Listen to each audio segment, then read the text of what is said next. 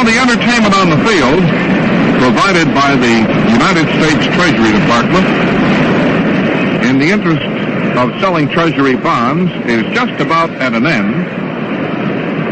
And the main attraction of the evening is about to go on. Here's Dick Donovan off here to our left. He's still throwing. Right in front of me here is Tommy Byrne.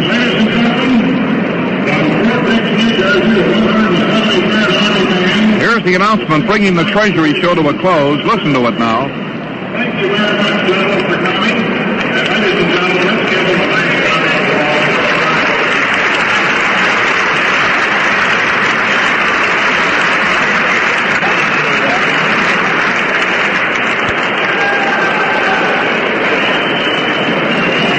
Well, if adjectives help, the White Sox are a cinch to beat the Yankees in this series.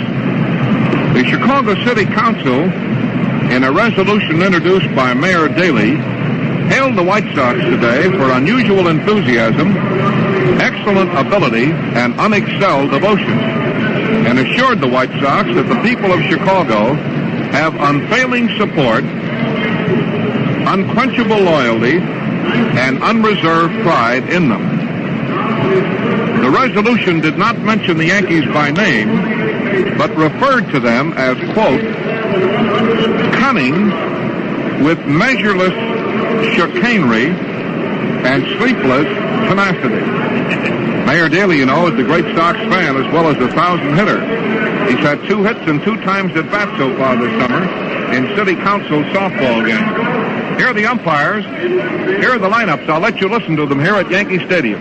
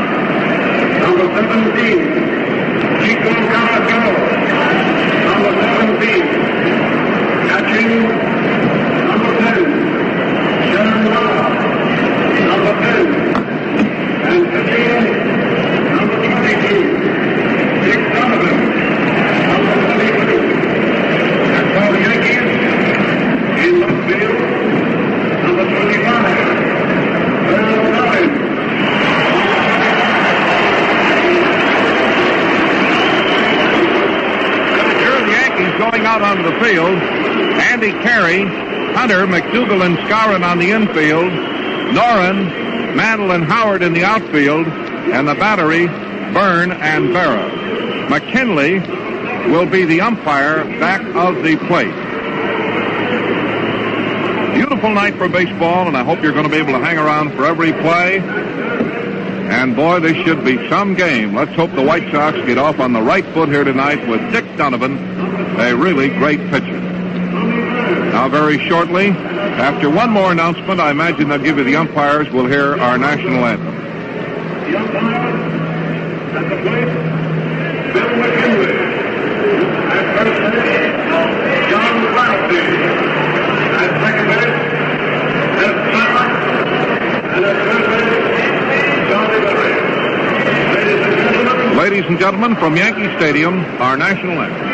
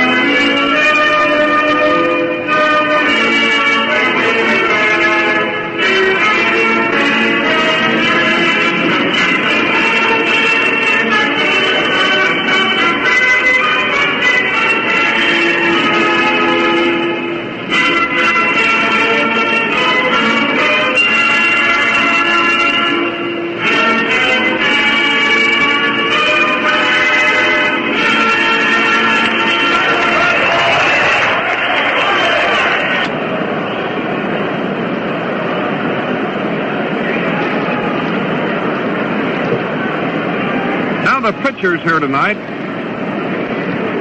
This fellow Byrne has had a remarkable control record this year, which is amazing for him. Byrne has won 8 and lost 2. Against the White Sox, he's 1-1, and his lifetime record against the White Sox, 7-6. Donovan, a right-hander, whose fastball is a natural slider, is 13-3. In 1955, this season, he is 3-0, and that is his lifetime record. Beautiful night. The Yankees are in white. The White Sox are in traveling gray. Myatt coaching at third, Gutteridge at first. Lawler's back in the lineup. Minoso in his leadoff spot, where he has started to shine and looked a little bit like himself again, is waiting off to the side of the plate. The left-hand pitcher Byrne is getting in his practice throws, and we're just about set to roll.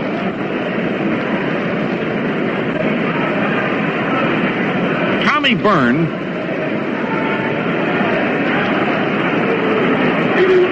has allowed 32 runs this year. 26 of those runs were earned.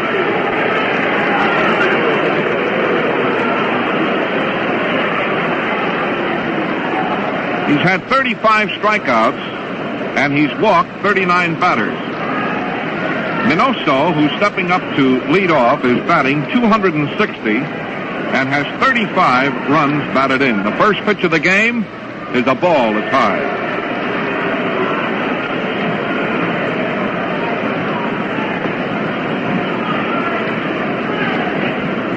Game is underway. Latecomers are milling around in the aisles. It's a beautiful night.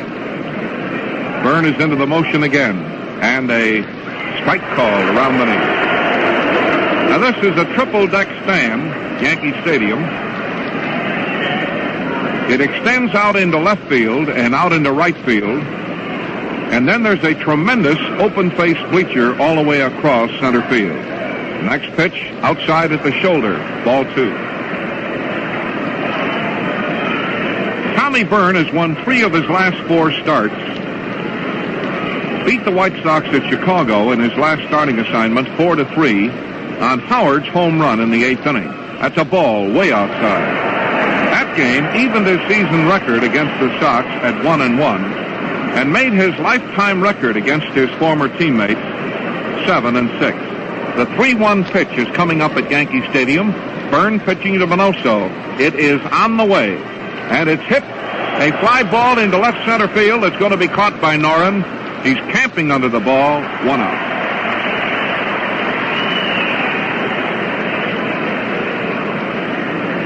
One out. That'll bring up Nelson Fox. Fox, a 312 hitter with 41 runs batted in. Fox had a rough day Sunday in the doubleheader against the Boston Red Sox. There are those that feel that Fox should hit left-handers very well. Here's a strike in across the knee. Fox is a tremendous bunter, as most of you know, but for some reason or other, he seldom bunts against left-handers, who, when they go through with their motion, are frequently off stride and would have a hard time fielding a bunt down the third base line. Here's a pop-up. Just up the third base line, about 20 feet. Yogi Berra goes up the line, catches that ball, 20 feet up the line, and about 1 foot foul, 2 out.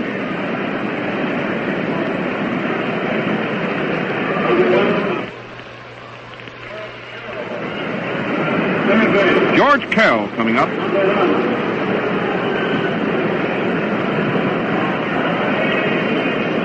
George Kell has hit safely in 21 of his last 25 games going into tonight's game. He's driven in 20 runs during that period, strike calls, and has raised his season average from 263 to 311. His record during the streak, 37 hits for 91 times at bat, 9 doubles and 1 home run for a mark of 407. Here's what you would call a smart hitter, scientific hitter, whichever term you want to use, or some synonym for those. But he is. He hits to all fields, hits down both foul lines, and is a real clever man with that bat. There's a ball. It's wide, 1-1. 2 out in the first inning. the pitcher Byrne. The White Sox pitcher will be Donovan.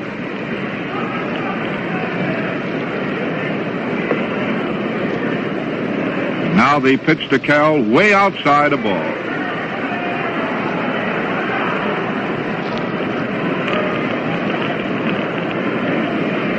George Kell, number 1 in the back of his gray traveling uniform. And a swing and a tip foul. In the American League, Detroit leads Baltimore 6-4 at the end of 7. Washington leads Kansas City 8-3 at the end of 7. In the National League, the Giants beat the Cubs in extra innings 6-5. Tomorrow, the game at 2 o'clock New York time. Thursday, game at 2 o'clock New York time. Here we have a 2-2 count on Byrne. The outfield playing normal position. Nobody swung over even a foot. Now the windup again and the 2-2 pitch. That's a swing, a base hit to center field. There's the first hit of the game as he lined that ball past the pitcher shoulder high into center field.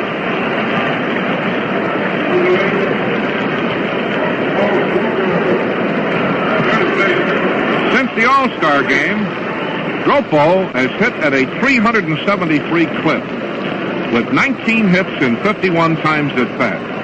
Included in his hits the last 14 games have been 3 doubles, 1 triple, and 2 home runs. He's driven in 14 runs and boosted his batting average from 266 to its present 287.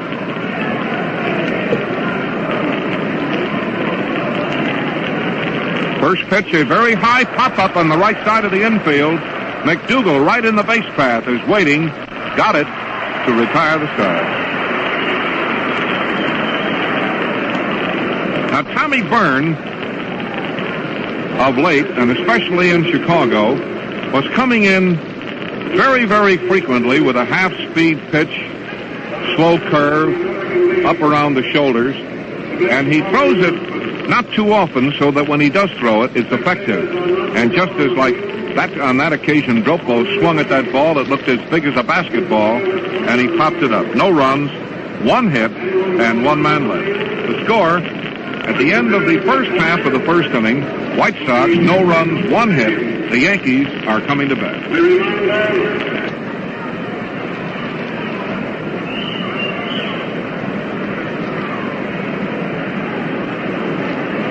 Coming up to lead off is Irv Noren.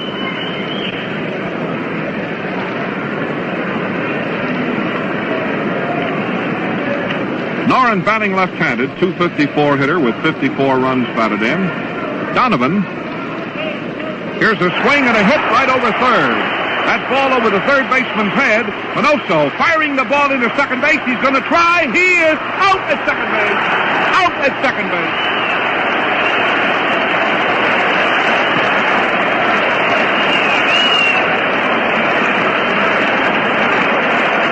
Minoso threw a perfect strike from the foul line. Fox handled the ball. Fox had the base blocked off. Noren slid right into the glove and the ball. He is out, and if you're keeping a scorecard on this big ball game, credit him with a base hit.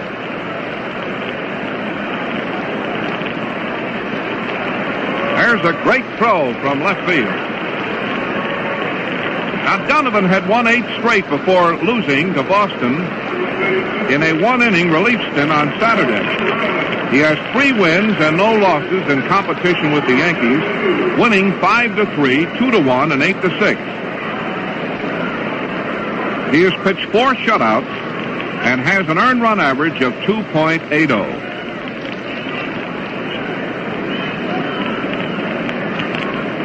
Now stepping in for New York is Elston Howard, .311 hitter with 27 runs batted in. Number 32 in the back of his white uniform, a ball, it's close. In the big Boston-Cleveland game, it's Sullivan, a right-hander, against Score, a left-hander. 1 out here, Yankees batting, no score. Last of the first inning, a great throw by Minoso, cut Noren down at second base, trying for a double. Ball, it's close, ball 2. Kell, Carrasquel, Spike, Fox, Dropo on the infield. In the outfield, it's Minoso in left field, Busby in center field, and Bob Neiman with his right wrist taped up playing in right field. Sherman Lawler is back in behind the plate. Ball 2 and a strike 1 count, and a swing and a miss. That time he threw him a big curveball. Now this Donovan's fastball is a natural slider, and that is his number 1 pitch. That's his money pitch. He also throws a curveball occasionally. Got a pretty good fastball, and he's got good control, and he keeps that ball low. And what I mean by good control is this. Donovan has pitched 132 innings and given 30 bases on balls. 132 innings, 30 bases on balls. Swing and a miss. Struck him out. He went for one a foot outside and low. For Donovan, that is his 63rd strikeout of the year.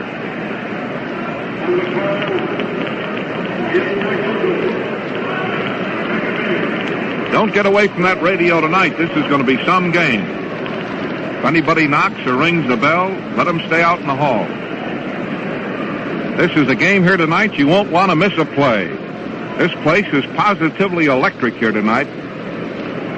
The New York Yankees have come home off a road trip, and the Chicago White Sox, who are banging at that door, are here tonight. And here's Gil McDougall. Strike called. He tried to hold up, and I cannot be sure whether that was a called strike or whether the umpire has indicated that he swung halfway around. But anyway, it's a strike. Kell guarding the foul line. Chico pretty far over, almost right in between second and third. Frankie Crissetti coaching at third. Bill Dickey over at first. A twister, strike called on the outside corner. Big Dick Donovan. 13-3 against Tommy Byrne. 8-2.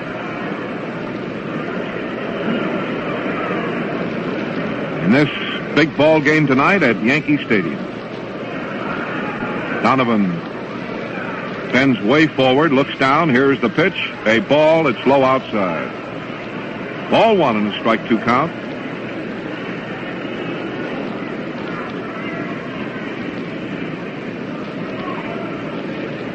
Latecomers are still coming in. Donovan is kicking the pitching rubber. The field looks in real good shape.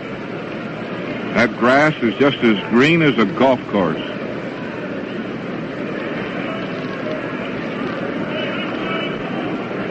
McDougall, with a .280 batting average and 35 runs batted in, has somewhat changed the stance that he brought with him from Beaumont, Texas, and which you would notice immediately. There's a curve and a line hit to left field. He hit a curveball and slaps it over the left side of the infield for hit number 2.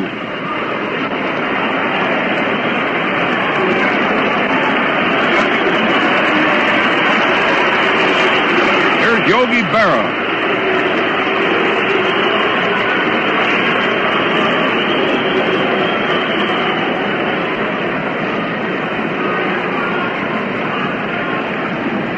Yogi Berra, famous Yankee catcher and Iron Man. Among co-owner Dan Topping's guests tonight, seated right back of us here, are former Governor Dewey of New York and the present Governor Collins of Florida. Yogi Berra, .275 hitter with 66 runs batted in, and a dangerous man with a bat in his hand. Ball, it's low.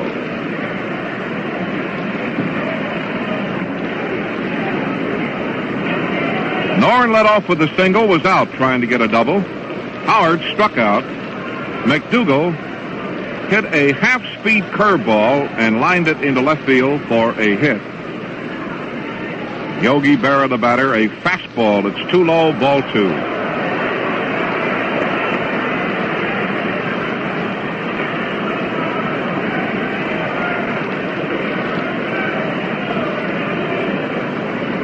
Yogi Berra.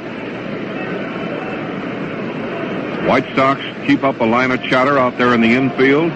Kell, Carrasquel, Fox, Dropo. Fox is pulled way over toward first base. The right fielder Neiman is standing right in front of the fence.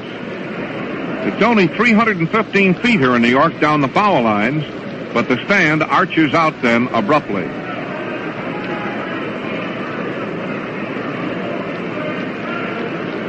Base runner on first base edging. That's a ball, low and outside. Ball 3. Mickey Mantle is in the on-deck circle.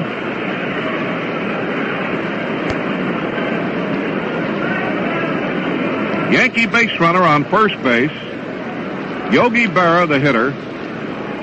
Donovan again picks up the rosin bag. The outfield is swung way to the right. That is a ball. He walked in.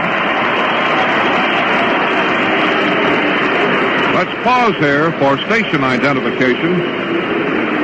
This is the WCFL Chicago White Sox Baseball Network. This is WCFL, the voice of labor in Chicago. Mickey Mantle, a switch hitter, batting left-handed against the right-hand pitcher, has a batting average of 304 and has had 64 runs batted in. Ball, it's too low.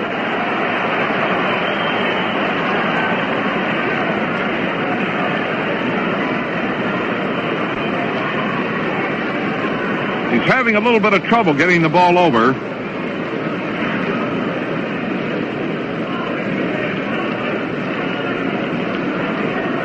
Now the second baseman, Nellie Fox, walks in. Nellie's got a big chew in his left cheek.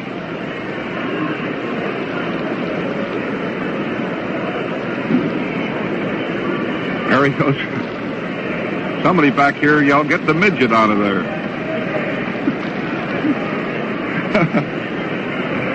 Nellie Fox.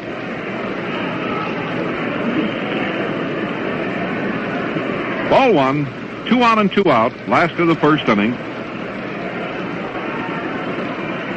Kenny has the sign. There's a ball. It's off the corner at the knee. Ball 2. Skowron is in the on-deck circle.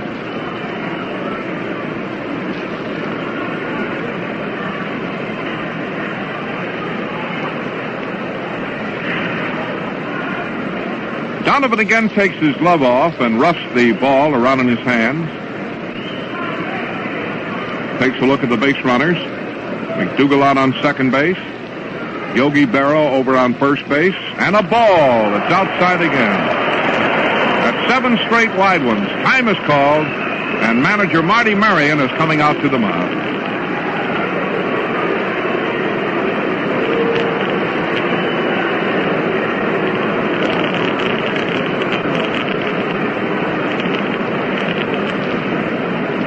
Manager Marty Marion is out in the center of the diamond. Tomorrow it's going to be Harry Bird, 5 and 4, a right-hander against Lopat. Those are the definite pitching choices for tomorrow. Both announced. Harry Bird, a right-hander against Lopat, a left-hander. In the final game, it'll be Turley for New York, and I believe Trucks for the White Sox.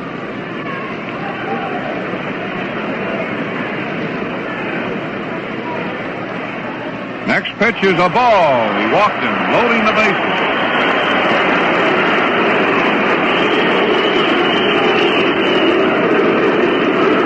So the White Sox are faced with an alarming situation as early as the first inning here at Yankee Stadium.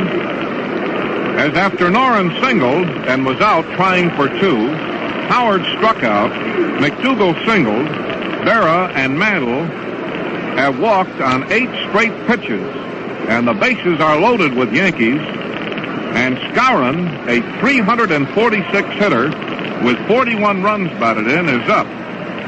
This is a good time to get out any good luck piece that you have or 4-leaf clovers, because this is an alarming situation in the first inning.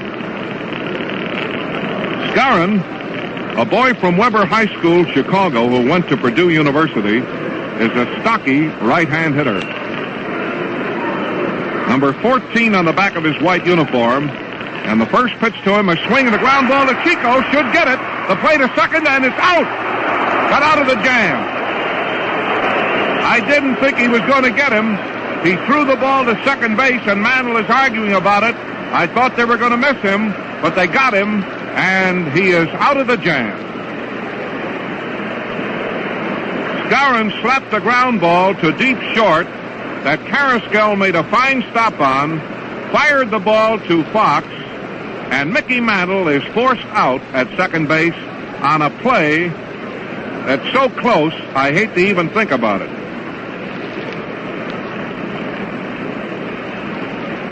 He's still arguing with the second base umpire about it. In the inning, no runs, 2 hits,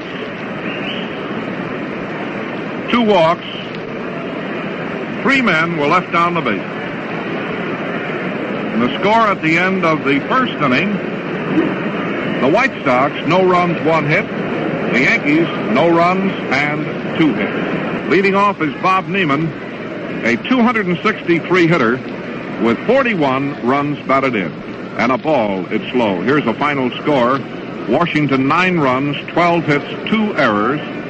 Kansas City 3 runs, 9 hits, and no errors. That's the first win in a long time for Porterfield, who's been sidelined with a bum back. Neiman swings. A high short fly into right field. Should be easy for the second baseman or the right fielder. Howard is going to take it. 1 out.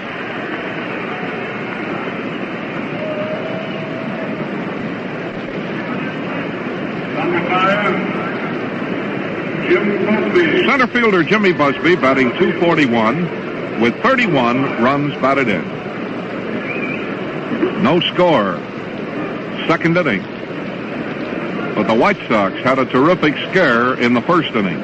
Bases loaded and Skowron up. First pitch to Jim, a little bit too low. A ball 1.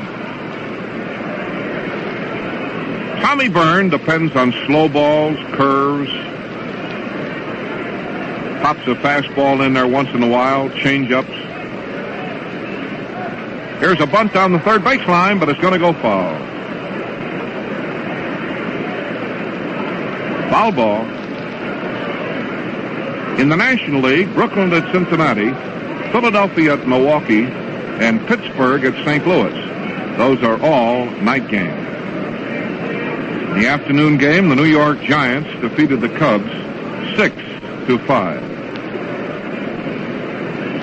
This is the first game of a 3-game series with an afternoon game tomorrow, Wednesday, and an afternoon game on Thursday. 1 out in the second inning, and Busby the batter. Busby hit a high outside pitch on a line into right field. White Sox hit number 2. 2 hits apiece, no score.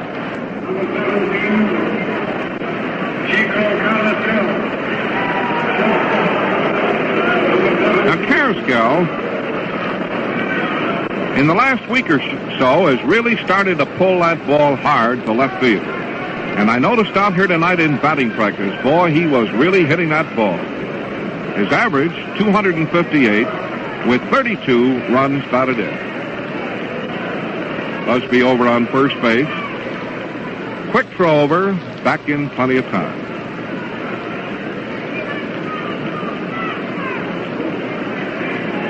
Getting a sign again, and a strike gets around the knee.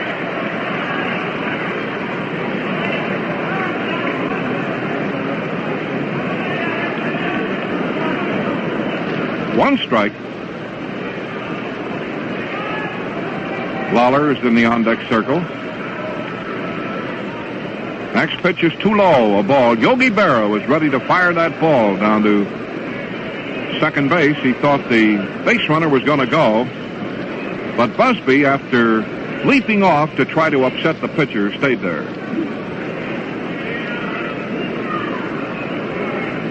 We'll keep you posted every inning on the Cleveland-Boston game as we get it. Next pitch, a swing and a foul tip. Ball 1 and strike 2. Andy Carey at third. Hunter at short. McDougal at second. Skowron at first. Noren, Mantle, Howard in the outfield. Yogi Berra back at the plate. And left-hander Tommy Byrne, 8 wins and 2 losses, is on the mound. Busby edging. There he goes. Here's the throw down, and he is in there. The ball rolls into center field, and he's going to go to third base. Let's see how they score it now. It'll be a stolen base, that's for sure, and an error for Berra on the throw. That's it. Score that if you're keeping a scorecard. A stolen base for Busby and an error for Yogi Berra. For Busby, that is his 8th stolen base of the year.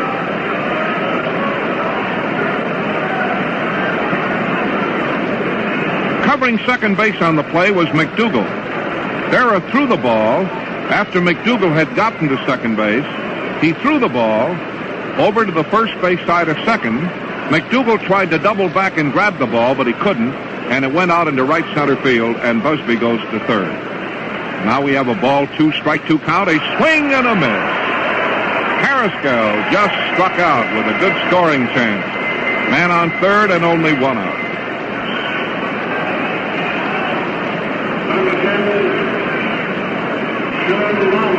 For Tommy Byrne, that is his 36th strikeout of the year.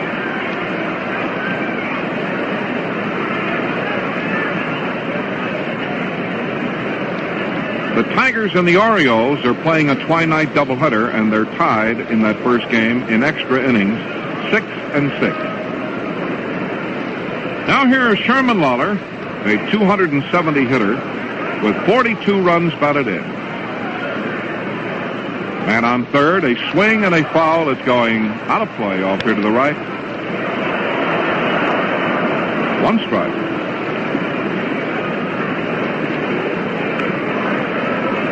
Well, Chico had a great chance there to get his 33rd RBI of the year, with Busby a speedball on third base and only 1 out. But he struck out.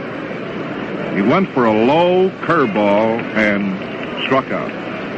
Byrne had 35 strikeouts going in, so he now has 36.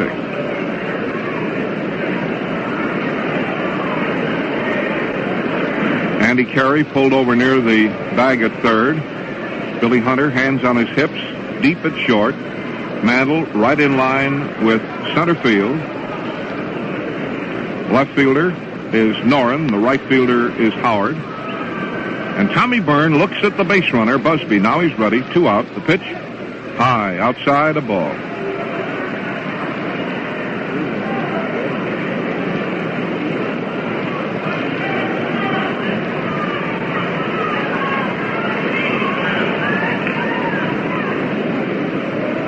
Tommy Byrne roughs a new baseball around in his hands. He didn't like that one after looking at it. Got a new one from umpire McKinley. That is a ball. It's high inside again. Ball 2 and a strike 1 count. Cleveland scored a run in their half of the first inning at Boston. The Red Sox are now batting. The pitchers are Score and Sullivan. We'll give you an inning-by-inning report on that game, as well as keeping you posted just as frequently as we can on that one. Here's a swing and a foul during the course of this game, because those two teams, Cleveland and Boston, are right up in the thick of this race, too. Here, the Sox have a scoring chance in the second inning. It was better a few minutes ago when Busby was on third with 1 out. He's still there with 2 out. The Yankees had a good scoring chance in their half of the first inning. They had the bases loaded with 2 out, and Skowron grounded to Chico, who got a force out at second on a hairline decision.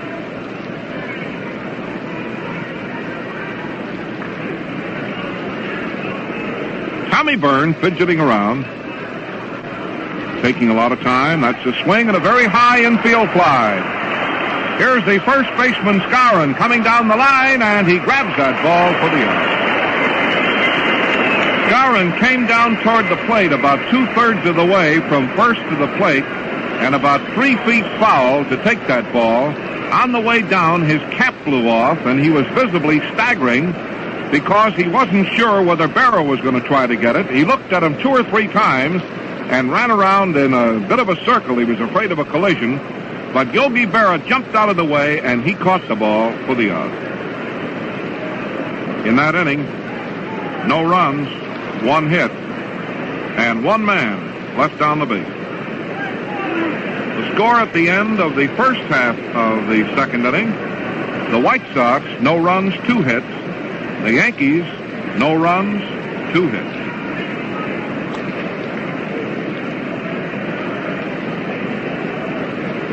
Now the first batter for New York will be Andy Carey, batting .257. Then Byrne, .214. And then Hunter, .244. Here's a fly ball into right field. It should be caught, and it is caught. Hunter hit a fly ball deep into right field, and Neiman went back and caught it for the out. Byrne has had 9 hits in 42 at-bats.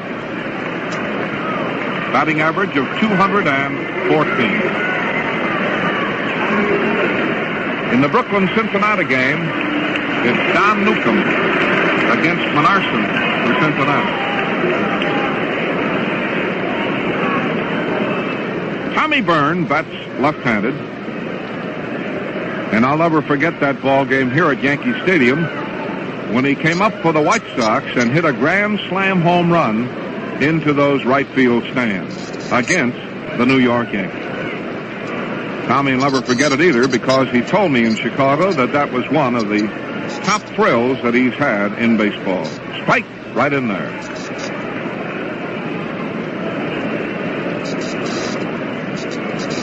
Kell, Carrasquel, Fox, Dropo. In the infield, the outfield, Minoso, Busby, and Neiman. The battery, Donovan and Lawler.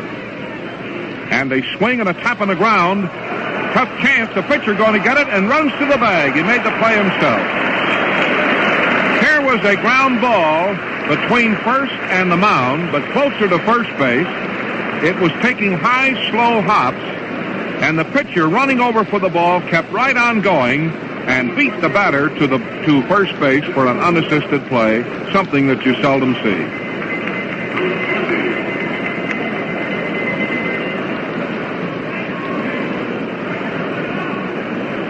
Billy Hunter batting in the 9th spot.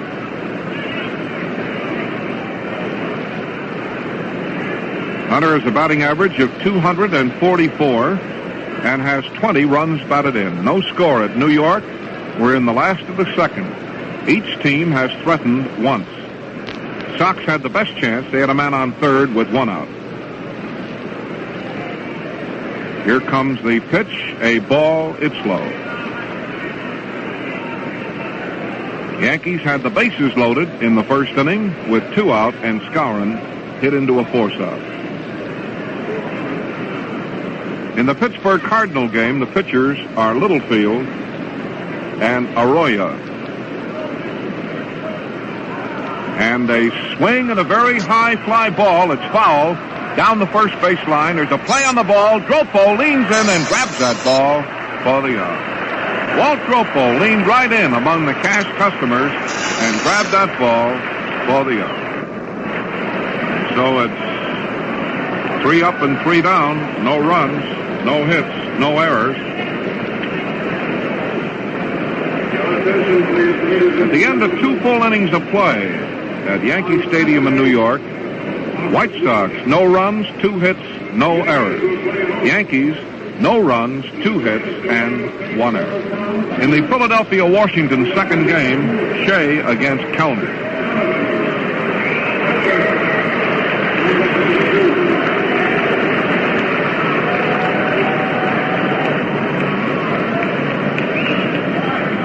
Dick Donovan is stepping into the batter's box, and as you Sox fans all know, he's a good hitter.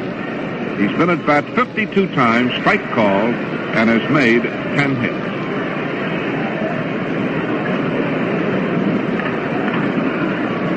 Donovan, number 22, batting left-handed against the southpaw Byrne. And a big swing and a miss. Strike two.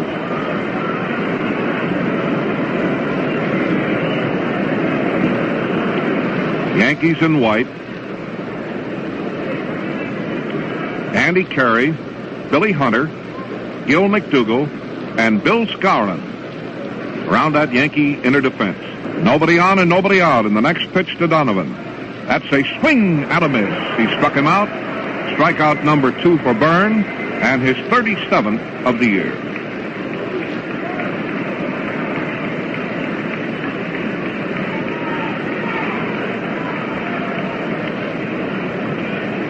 Now, the thing that surprised me in looking over Byrne's pitching record was that he has pitched 79 innings and given up in that time only 39 bases on balls. So you see that the big thing about Byrne, since we saw him with the White Sox a few years ago, his control has improved tremendously. Minoso takes a ball, it's low. Now, of course, he has his streaks of wildness, but boy, I can remember when Byrne would, it seems like, as I look back on those days, when he'd walk every other man. But that was the big bugaboo with Byrne. Minnie Minoso going into the game with a 260 batting average and 35 runs batted in. High fly ball this time, but short again, this time to right field. Howard right under the ball. He's out, 2 away. That's the same kind of a fly ball he hit the first time, only this time to the opposite field.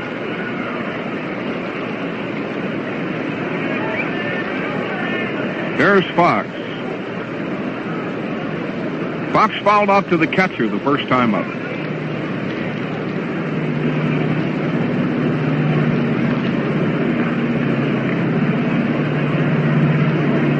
Nellie Fox in the batter's box. Byrne takes a look around. Everybody, the outfield is shortened up. Third baseman Andy Carey is in on the grass. And here is the pitch, a big swing and a miss.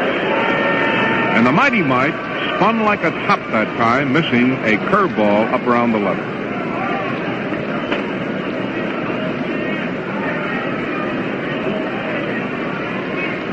Two out and nobody on in the third inning. No score in this ball game. And a swing and a line drive down the right field line. Hit. And it drops in for a long single. Howard gets that ball in.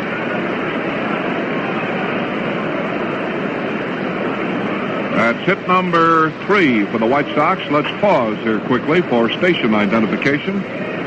This is the WCFL Chicago White Sox Baseball Network. Cal singled the first time up. Fox on first base. There are 2 out. It's the third inning and the pitch. A swing and a fly ball. A hit is going to drop in right center. And it does drop out there for Cal's second hit. And Fox goes to third. Hit number 4.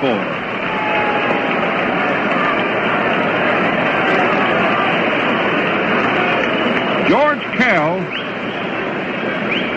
hit a low fly ball into right center field, right in between Mickey Mantle and Elston Howard, and it dropped for a clean hit, his second hit, and Fox goes to third. Here is Walt Ropo. Come on, Miller.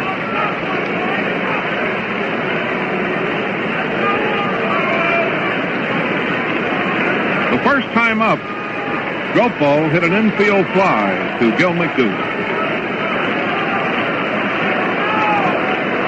Runners on first and third with 2 away. Left-hander Tommy Byrne pitching to a big right-hand hitter, Walt Ropo. He's set. That's a high outside pitch, ball 1. That was a rising fastball that the catcher, Yogi Berra, leaned out to get just about up around the shoulders. And all of a sudden, he had to leap into the air as that pitch had a rise to it. Ball 1. The outfield is straight away. That's a ball way outside above the knee. Ball 2. In the on-deck circle is Bob Neiman, who's playing in right field tonight. Bob has been sidelined for a couple of weeks after being plunked on the wrist, and his right wrist is taped. Tommy Byrne pitching to Dropo. The next pitch to him, a swing and a foul right here in front of us, up on the screen. And it's a ball 2 and a strike 1 count.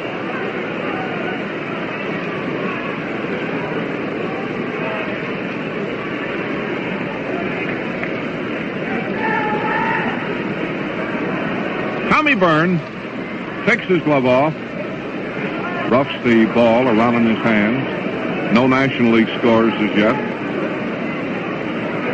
No score in this game. The White Sox, no runs, 4 hits, no errors.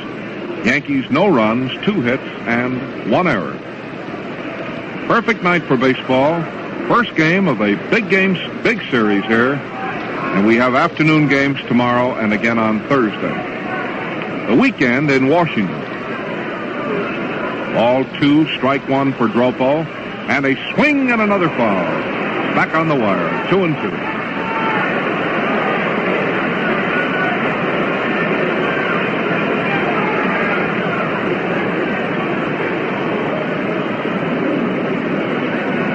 The White Sox dugout is to our left. We're just a little bit to the right of home plate, with the Yankee dugout here to our right. This is a tremendous place, Yankee Stadium. Tremendous. You'd have to see it, have to be sitting here and look up to your right and to your left to really realize how big a place this is. Open face bleacher in left field, all the way across center to right field. Big scoreboard lit up like a Christmas tree, high up above the stands in right center field. It's a poke there. You got to hit it over 400 feet to get it in those stands. Ball 2 and a strike 2 count. That's a ball, shoulder high and wide. And we have a full count as the Yankee bat boy takes a new supply of baseballs up to the plate umpire, McKinley. Nelson Fox on third base. George Kell on first base. 2 out in the top of the third inning and no score.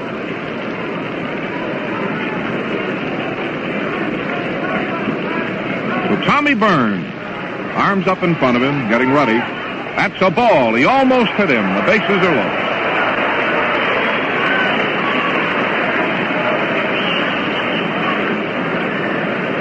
That pitch almost hit him, and the bases are loaded. And here is Bob Neiman stepping into the batter's box at Yankee Stadium with Fox on third, Kell on second, Dropo on first, and 2 out.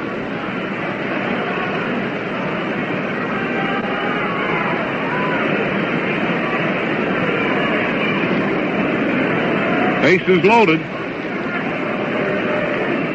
That is a strike in around the knee. Came in with a slow one that time.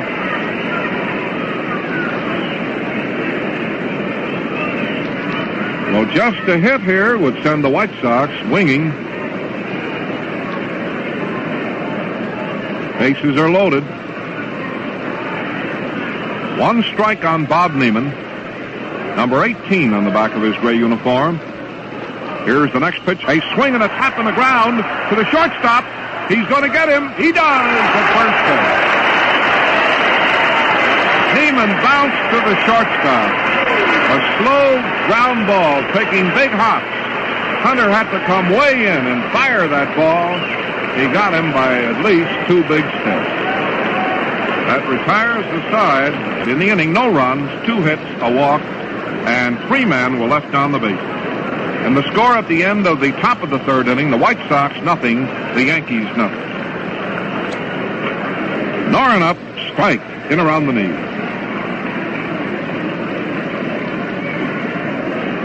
Noren singled the first time up and was out, trying for 2 on Minoso's great throw off the foul line. Noren is the left-hand hitter. And the next pitch to him, outside, right at the knee, a ball, 1-1.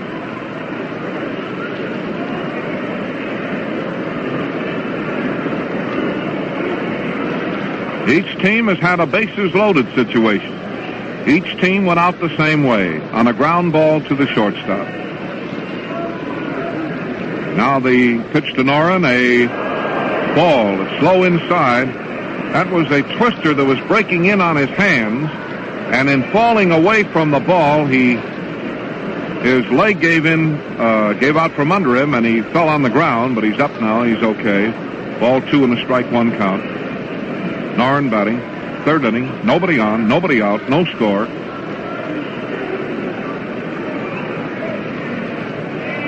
Donovan with the rosin bag.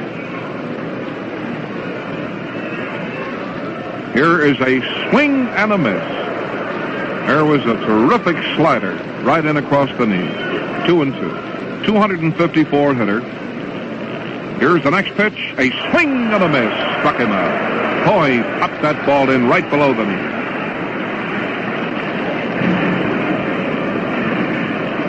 That is the second strikeout for Donovan and his 64th strikeout of the year. The Boston-Cleveland game is 0-0 at the end of 2 innings. The pitchers, Sullivan, a right-hander, Score, a left-hander. Elston Howard, 311 hitter with 27 runs batted in, and a swing and a miss. Now, Teddy Williams, in a visit we had with him the other night when he was the guest on our show, for an hour and a half before the show, we had a bite and had a chat. He said he thought this fellow showed promise of becoming one of baseball's greatest hitters. And the only thing that kept him from it now, he said he needs another year until he really and truly learns to pick out that real good pitch. That is a strike right down the middle. Now he swung at one that was way outside, and he just took one here that was perfect. Maybe that's what Williams had reference to. But Howard is a young ball player. This is his first year in the big leagues.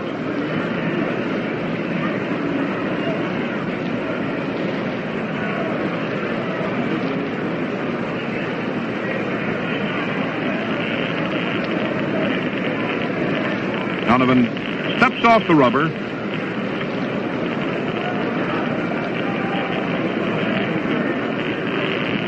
That is a ball low.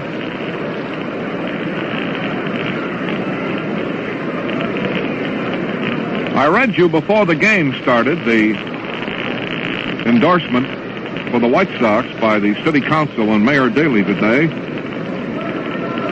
And it's a great boost for the ball club. It appeared in the late papers here in New York. And a curve. It's low and outside. 2-2.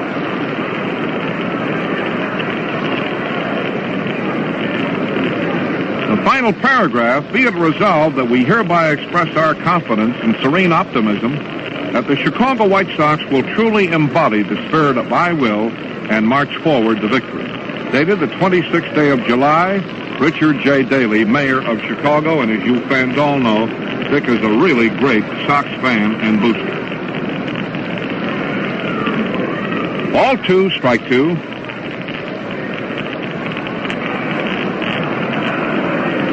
Now Howard gets tired of waiting and walks out of the batter's box.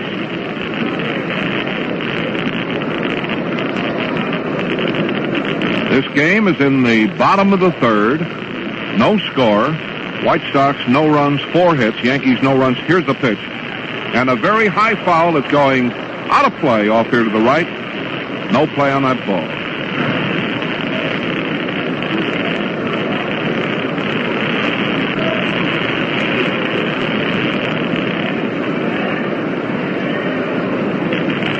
Elston Howard, a number 32 in the back of his white uniform. This fellow has as wide a stance as I've seen in the big leagues. Comparable somewhat to a fellow that you may recall easier than this fellow, Junior Stephen. Here's a ball high inside, and Howard falls down to get out of the way, and we have another 3-2 count.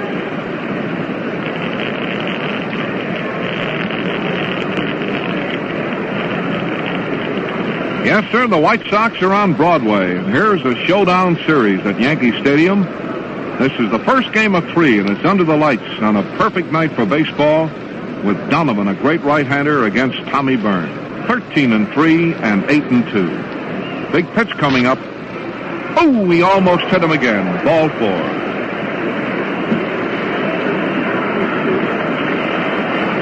Howard was almost hit with a very high inside pitch twice. And that one was closer than the other one. This one really sent him down. It decked him in a hurry. And that is ball 4. And that becomes the third base on balls given up by Donovan. Here's McDougal, base hit, first time up.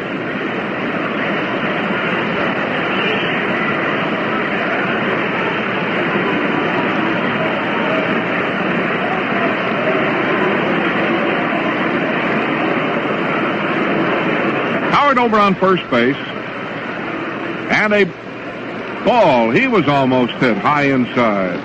Ball 1. Now that is the third straight time that a very high inside pitch. And you notice this when Donovan does it, because Dick usually has marvelous control. I told you that he's given up only 30 bases on balls in over 130 innings of pitching. Ball 1, and a curve that's high. Ball 2.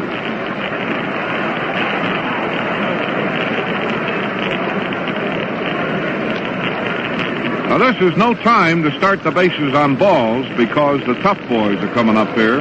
Yogi Berra, Mickey Mantle, and Skowron. And you can only get away with bases on balls against this club so often.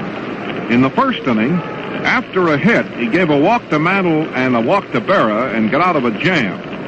And now, after 1 out, he's walked Howard and has a 2-0 count on McDougal, and time has been called. Here's a conference at the mound.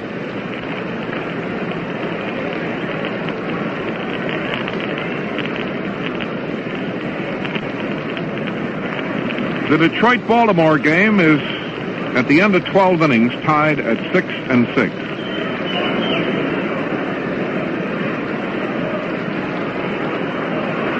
Now Donovan, again with the rosin bag, dries his hands. Here's the pitch, a swing and a very high, long foul. Is curving, out of play.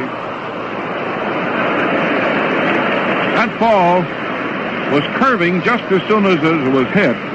There was no doubt but what that was going to be a foul ball from the second it left the bat. So there's no use alarming you needlessly. Let's just say that that ball was foul all the way. Ball 2, strike 1. No-so in left field, Busby in center field, Neiman in right field. The infield is Kell, Carrasquel, Fox, and Dropo. We're looking right out there. White Sox in gray, the Yankees in white. Big crowd tonight. Perfect night. Ball 2, strike 1. Here it is. A very high foul that's out of play to the right.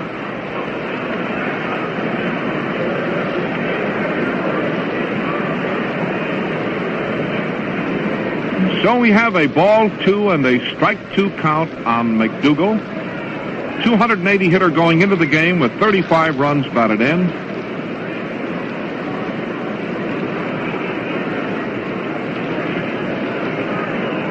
Donovan pulls at his cap.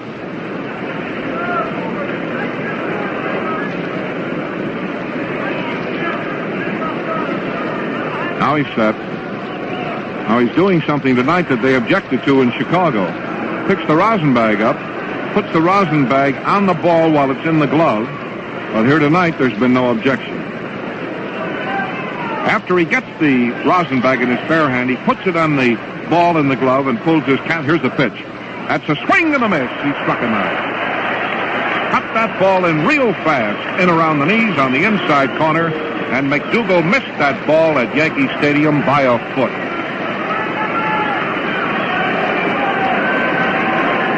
That is strikeout number 3 and his 65th strikeout of the year. Get out that good luck talisman now. Here is Yogi Berra.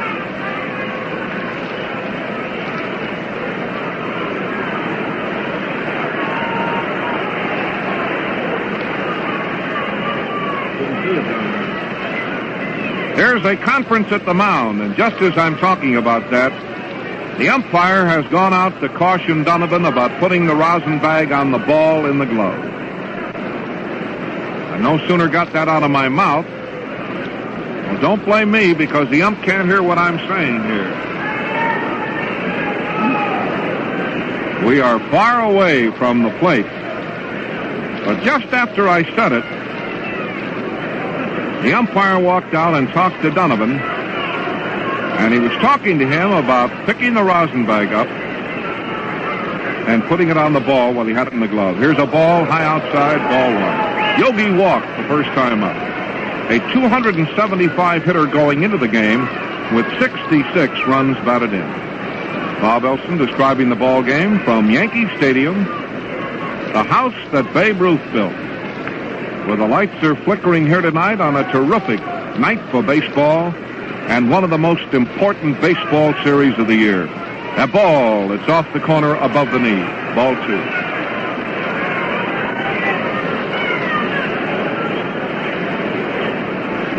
Base runner is Elston Howard. There are 2 out in the bottom of the 3rd inning. The White Sox, no runs, 4 hits, no errors. The Yankees, no runs, 2 hits, 1 error. Cleveland, Boston, 0-0 at the end of 3 innings. Sullivan and score. 2-0 count for Yogi Berra, and a spike of beauty right around the knee.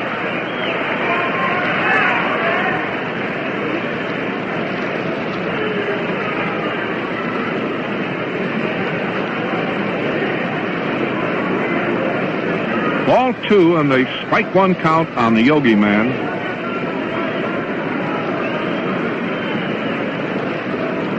Ball 2, strike 1. Howard edging off first base. Here's the pitch. A ball. It's off the corner. Ball 3, 3-1. Remember, in Chicago tomorrow night, there's a real good fight out at Arthur Wirtz's Chicago Stadium. Chuck Spicer was our guest tonight on our 6 o'clock show in Chicago. A real good, promising young battler. Ball 3, strike 1 count. There's plenty of time. You're not missing anything here because Donovan goes through the... Here's the pitch. The runner going. A swing and a ground ball to Fox. He should get him easily. The ball is in the... He's a goner. He slapped hard on the ground to Fox. Fox took plenty of time, picked that ball up, and he threw the Yogi man out by 20 feet. The reason I said there's time to talk about different things is because Donovan takes plenty of time, and there's no reason why he shouldn't. This is a big ball game. He takes very, very deliberate there with every pitch. So when I do say something or refer to something, it's when nothing is going on out there on the mound. In that inning, no runs, no hits, a walk, 1 man left on the base. So here are the complete totals for 3 innings. The White Sox, no runs, 4 hits, no errors, have 5 left. The Yankees, no runs, 2 hits, 1 error, 4 men left on the base. Jimmy Busby will lead off in the 4th inning. Hits a very high, towering fly ball back a short. Billy Hunter backing up should get it easily, and he does. Put that one away, 1 out. Busby hit the first pitch and lofted one high behind short. The shortstop, Billy Hunter, backed way up on the grass and took it easily for the out. At Boston, Doby just homered for Cleveland. It puts the Indians ahead of Boston 1-0 in the 4th inning.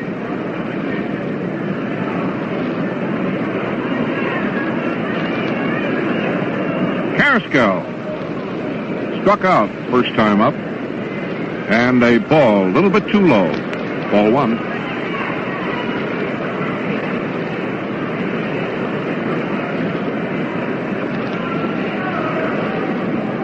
Tommy Byrne.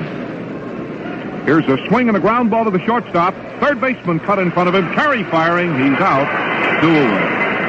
Andy Carey cut in front of the shortstop Hunter, who was deep, and threw Chico out for the 2nd out. That'll bring up Sherm Lawler, who fouled out to the first baseman the first time up. 270 batting average, 42 runs batted in. No score, fourth inning, Yankee Stadium, White Sox and the Yankees. Tommy Byrne, left-hander, leans forward on his left foot. Here is a curveball. It's way outside, ball one.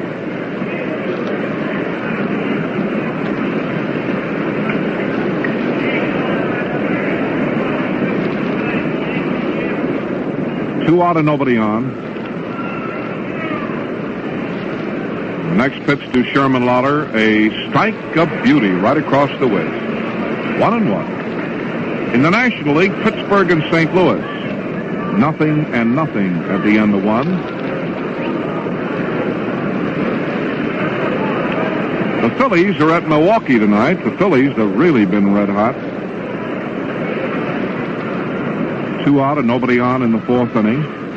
And a ball way high and outside, 2-1.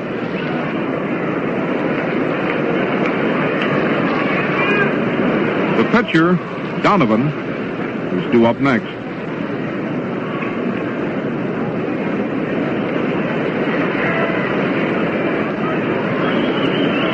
Byrne stands there on the rubber.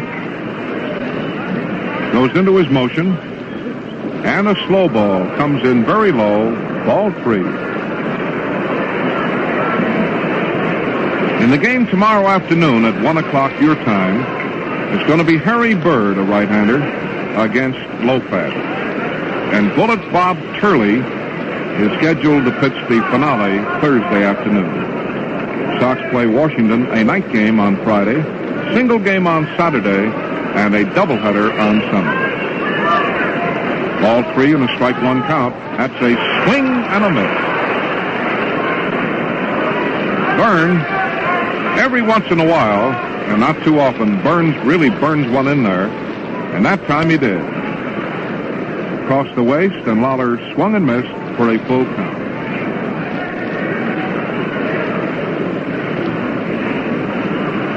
Ball 3, strike 2.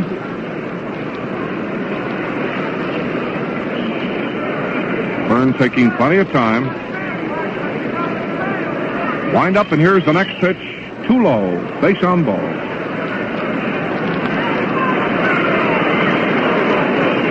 That'll bring up the pitcher, Donovan.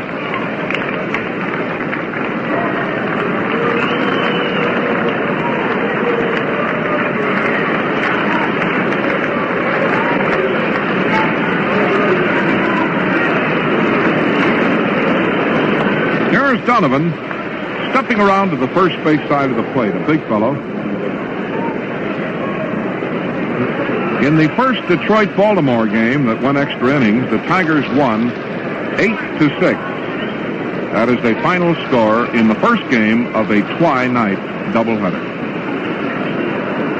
Donovan batting with Lawler on first, and a swing and a very high foul fly near the... No, it's going to go over the Yankee dugout into the crowd. One strike.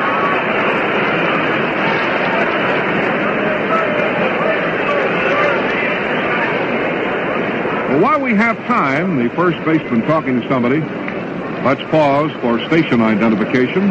This is the WCFL Chicago White Sox Baseball Network. This is WCFL, the voice of labor in Chicago. Here's a swing and a miss, strike 2.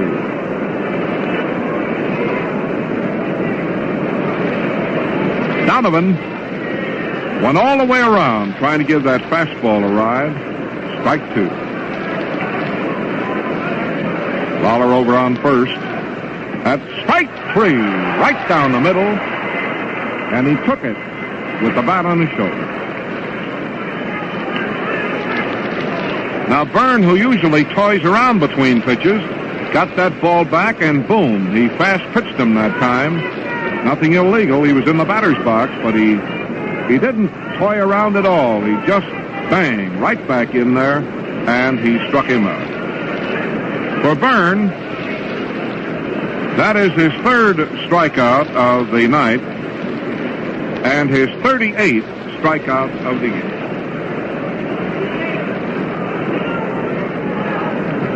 The score at the end of the first half of the fourth inning, the White Sox, no runs on 4 hits. The Yankees, no runs on 2 hits.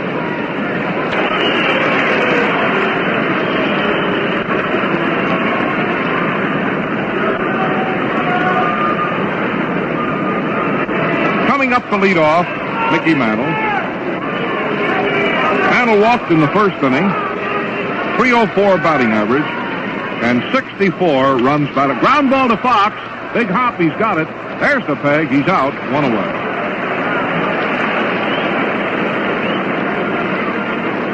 Now that ball was hit very sharply, very hot at Fox, taking low hops to his right to the second base side.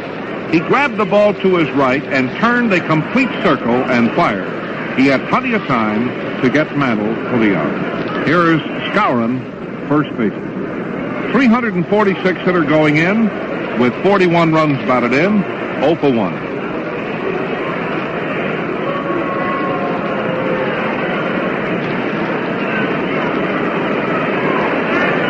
Wind up in the first pitch to him. Too close. Above the knee, ball 1. Skowron, number 14. 1 out and nobody on. Last of the fourth inning. Baseball at Yankee Stadium under the lights. The outfield is playing straight away. There's a curve and he grounds it foul right into the White Sox dugout. This fellow told me a thing that surprised me one night. He was on my show at 6 o'clock and we were talking baseball, and he said, you know, they take me out against right-hand pitchers and let me play against left-hand pitchers. He said, well, I've been in organized baseball. I've hit over 80 home runs, and I've hit something like 73 or 74 of those against right-hand pitchers rather than left-handers. That was a surprising thing, and I was telling Williams about that, and he was surprised too. But that's a fact. A ball 1 and a strike 1 count, and a swing and a miss. He sidearmed him that time and came in with that ball on the outside corner at the waist, and Skowron, Big Moose, took a cut and missed. 1 and 2.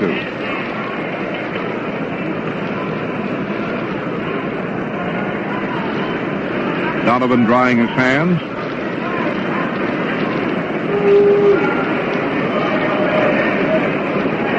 Picks the rosin bag up again. Now he's leaning way forward. Skowron gets tired of waiting and steps out. Now, Donovan is not dropping the rosin bag on the ball in the glove anymore. Now, he picks it up in his bare hand, tucks it up under his arm, and pulls at his chest. Here's the pitch, and it's high inside a ball. He was cautioned by the plate umpire from putting the rosin bag on the ball in the glove. 2 and 2.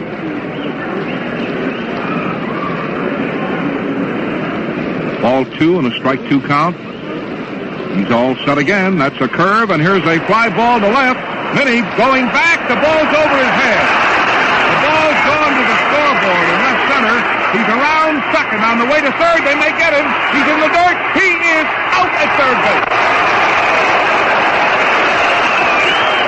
The play went from Minoso to Carrasquel to Kell.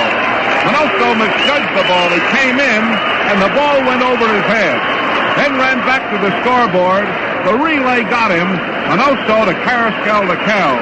He was out on an eyelash play at third base.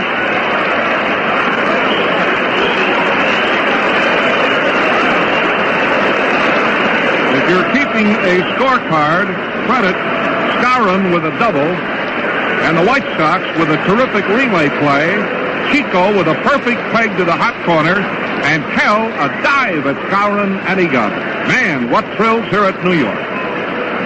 Here's Perry. Here's a swing and a line drive into right. It's going to drop in for a hit. And again, the White Sox get that base runner killed on the bases where he could do some good. That is with the Yankees. For example, had he stayed at second base, he would have scored. because that ball was placed perfectly into right center field. That is hit number 4.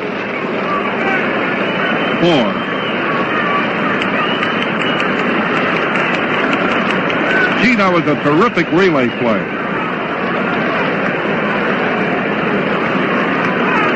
Going to bring up the pitcher, Tommy Byrne, with a base runner on first base and 2 out.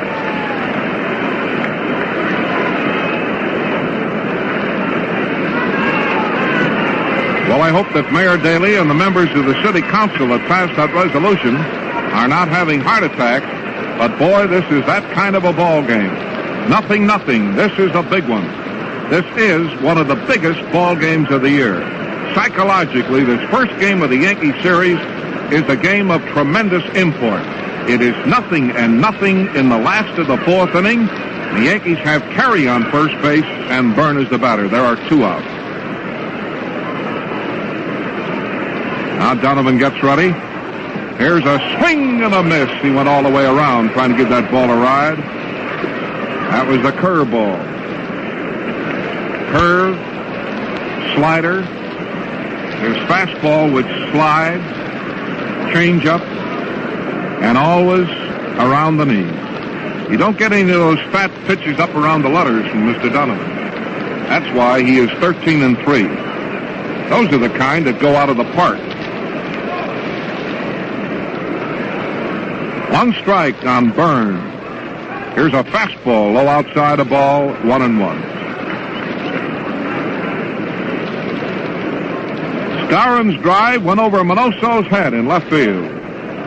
And Minoso looked from here as though he had lost the ball in the lights. He started in and then ran frantically back, and the ball had gone over his head to the auxiliary scoreboard, which is on the ground in left center and in right center.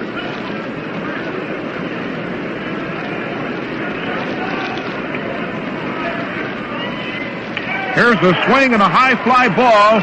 Right field. Right fielder coming in, should get it, and he does.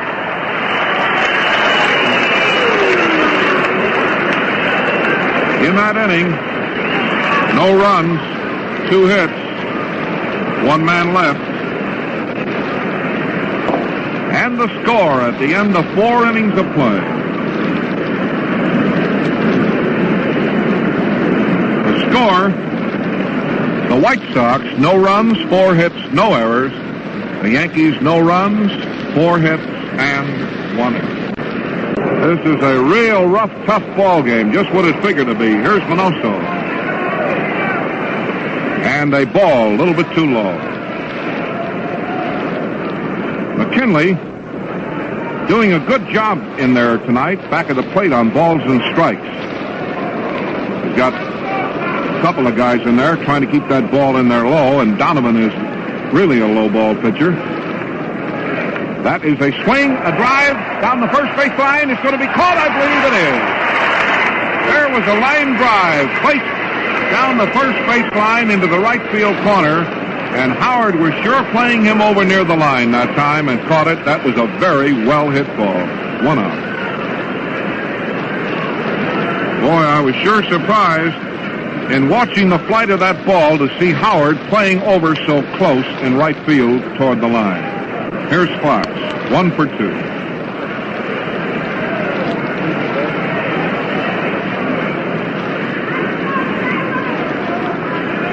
Now the windup in the first pitch to Fox. A pop-up coming back. I don't think Yogi has a play. Nope, it just went into the first few rows there of the boxes.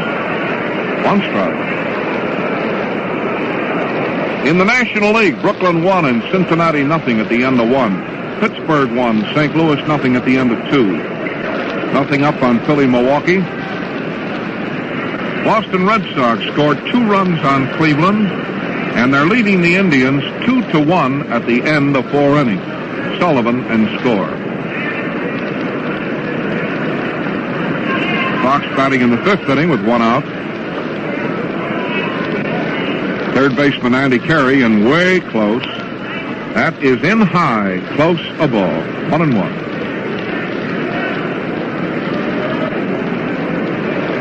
The outfield is plenty shallow. Noren in left field. Mantle is over in right center and shallow. Big hole over the shortstop's head. Boy, if he never line one there, it could roll out there to the 400-foot mark. The pitch, a swing and a foul. It's out of play off here to the left, and a 1-2 count.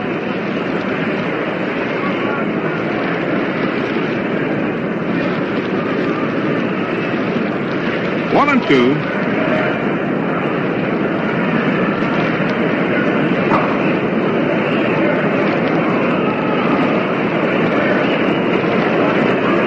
Ball one and a strike two count on him.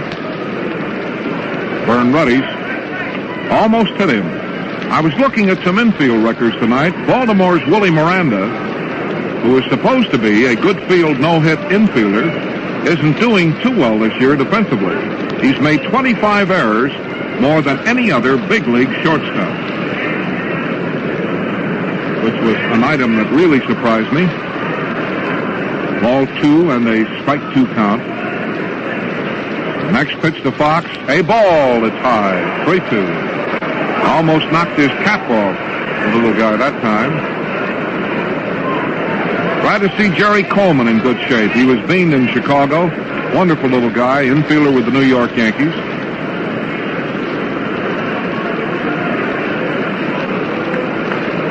And he's in good shape. He was out there taking batting and fielding practice, and he suffered no ill effects from it. That is a swing. Here's a foul back in the way.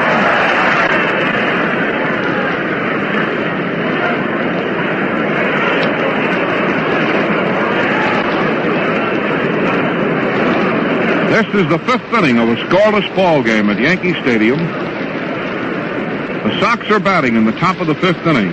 Manoso flied down the right field line, and the right fielder Howard caught it. And now Fox is batting.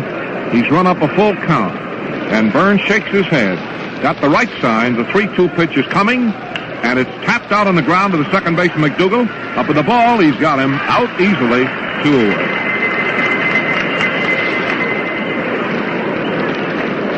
Here's Mr. Kell, who has 2 for 2.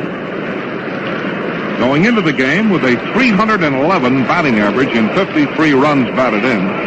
This guy has everybody in the Chicago contingent talking about his play, his great play around third, and his tremendous hitting and clutch hitting. And as one of the Chicago writers wrote, this fella is really a pro. Kell up, 2 out and nobody on, and a ball is close.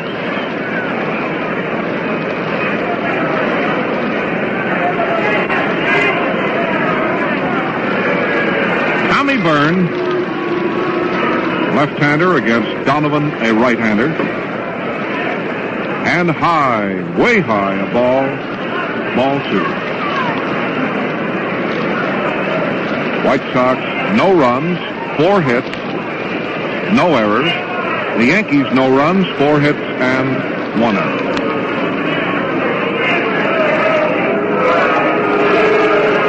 Hasn't been a double play in the ball game tonight. Ball is low. The White Sox have made 90 double plays. The Yankees have made 106 double plays. 3-0 count on Kell. That's a swing, and he hit the cripple and fouls it down the third base line, 3-1.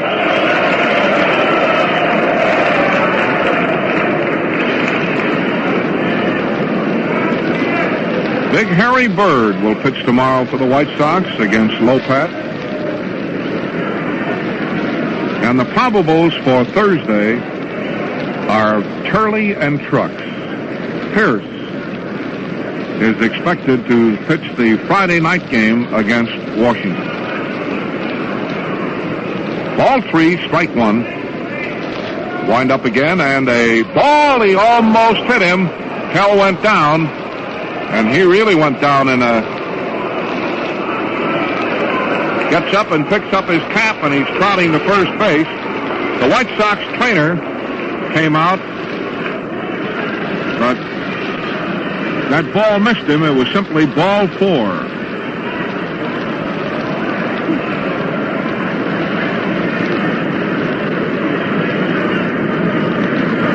At least that's the way it looked from here, and it didn't look like he was hit. The catcher caught the ball, but it was inside high, very close, and down he went. Here is Walt Dropo.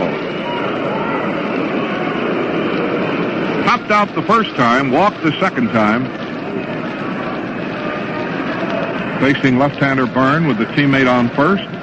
And a low outside curveball. Ball one.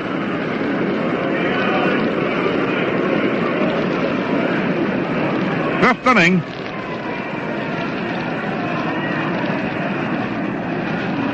Andy Carey playing Dropo near the foul line. At the fastball, he grounds right at the shortstop. Hunter, the force play coming up at second. Out.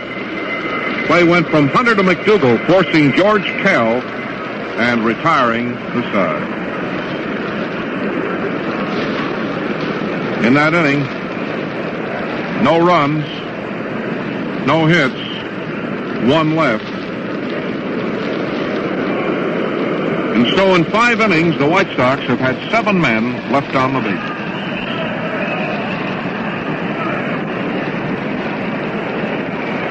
The score at the end of the first half of the 5th inning, the White Sox, no runs, 4 hits. The Yankees, no runs, 4 hits.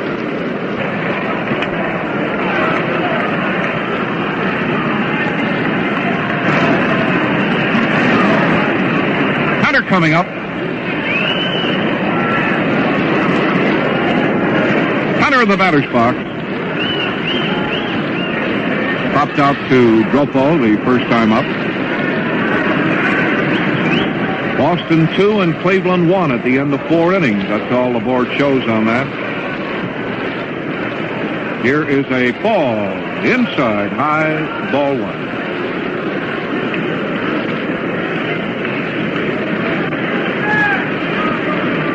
Dick Donovan leans way forward. That's a fastball. He grounds it foul. On the ground off to the right.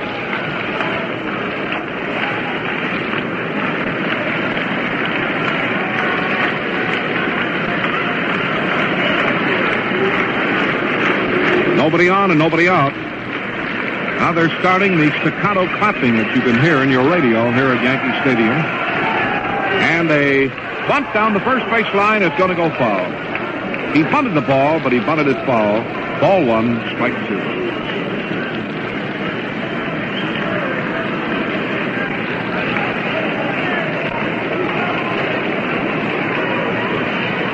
The Chicago White Sox have a 10-4 record since the All-Star game and have won 11 of their last 15.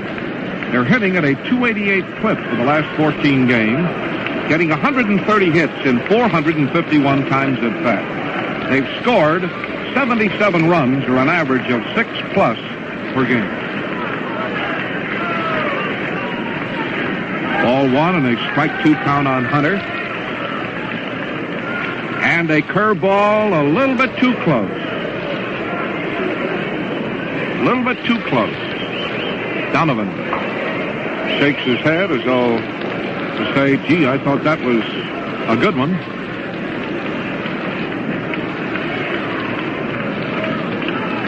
Pittsburgh and the Cardinals are tied 1-1 at the end of 3. Brooklyn leads the Reds 2-0 at the end of 2.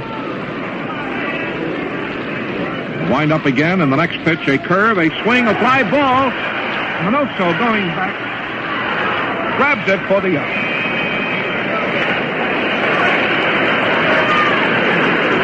Minoso having trouble with those lights, again stepped in, but that ball wasn't hit so deep. And he got back in time to get Hunter's fly ball for the out. I thought that he had lost that ball again, as he seemingly is having trouble with seeing that ball in the light. But that time he caught the ball without too much effort. One away.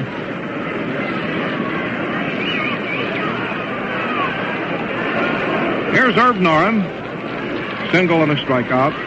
And a spike of beauty right around the knee.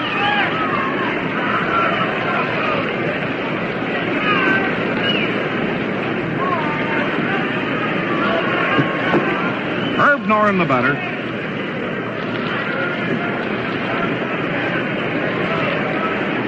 Now the next pitch, a strike, a fastball of beauty.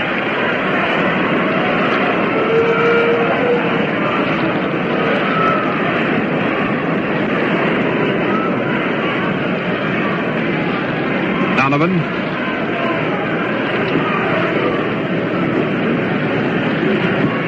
Getting set out there. Picks up the rosin bag. Puts it under his left arm. Pulls at his cap. Takes the rosin bag back in his bare hand. Drops it. Now he's ready. Outside, high, a ball, 1-2. 1 out in the last of the 5th inning. Minnie Minoso in left field, Busby in center field, and Neiman in right field. Batter is Noren. Donovan leans forward. Now the batter Noren steps out of the batter's box. Here's a flash. Williams just hit a home run for Boston. Nobody on. The next pitch, a strike. He struck him out. Here's an argument. Noren is called out on strike. A slow curve over the outside corner, right at the knee. And Noren is still up at the plate, arguing with the umpire, who is not paying any attention to him. He gets out the whisk broom and goes over to clean off the plate. So Noren walks away. That is strikeout number 4. 1, 2, 3, 4. And here is Howard, the right fielder, a ball hits left. He struck out Howard in the 1st inning. They got Noren and McDougall in the 3rd inning and struck out Noren in the 5th inning. Now they're 2 out, nobody on, last of the 5th, and no score. Swing and a line hit to center field. Base hit. Howard slashed one right over the pitcher's head into center field.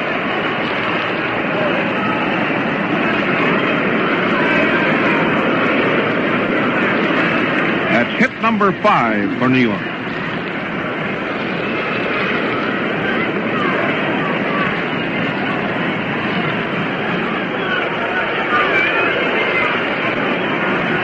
Gil McDougall stepping in.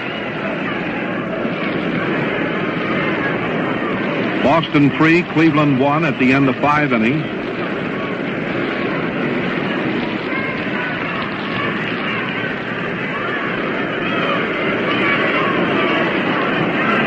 Right-hand hitter Gil McDougall has a hit and a strikeout and a ball that's low and outside. Ball 1. Last of the 5th inning at Yankee Stadium. Kell, Carrasco, Fox, Stropo on the infield. Minoso, Busby, Neiman in the outfield. The battery, Donovan and Lawler.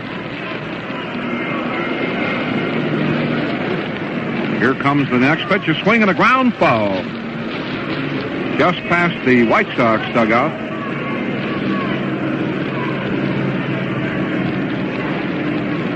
The starting pitcher for Cleveland is out, score, and Santiago, a right-hander, is now pitching.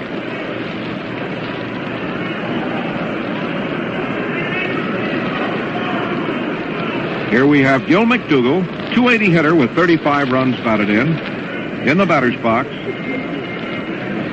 Elston Howard over on first base. And a swing and a low line drive that the shortstop gets to second and got him. There was a low line drive to Carrasco's right.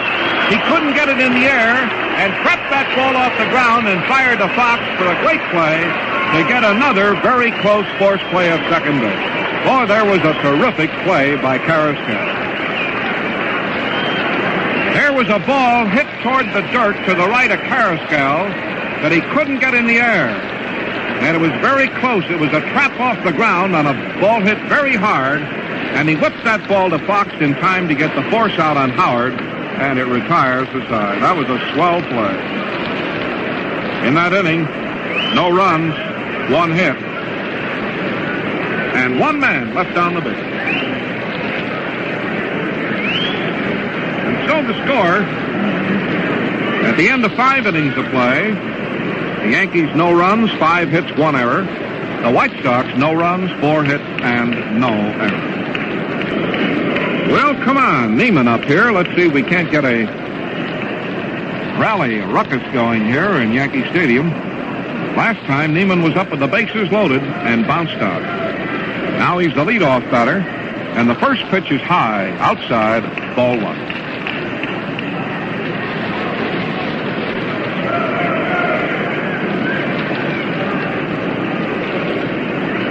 Bob Neiman, the right fielder. The next pitch to him is a fastball. That's outside. Ball 2.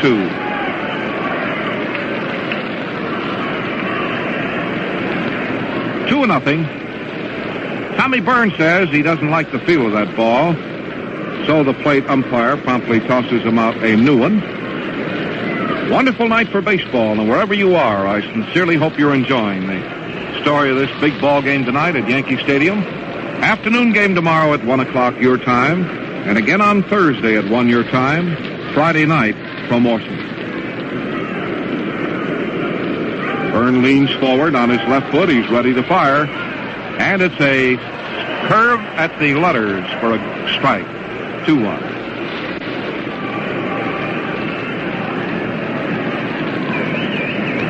He steps back after getting some dirt on his hands, and while he's rubbing his hands together, he's talking to Hurley, and it looks to me as though he was asking him just where that pitch was. There's no argument about it. Ball 2 and a strike 1 count. Byrne leaning forward again. He's ready. Fastball. Got a piece of it and fouled it back on the wire. And now we have a 2-2 count on the first man up. Neiman. He'll be followed by Busby and then Carrasquel.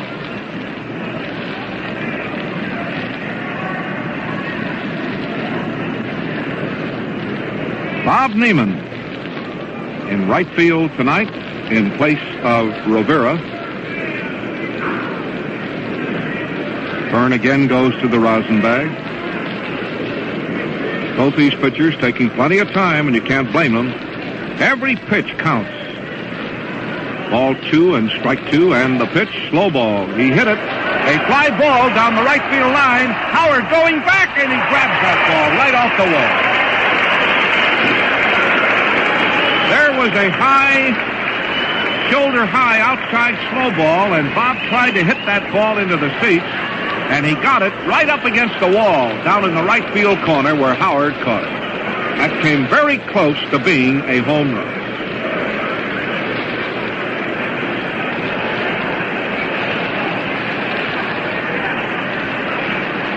Here's Busby, 1 for 2. Singled in the second inning. Popped out in the fourth inning. And a strike around the knee.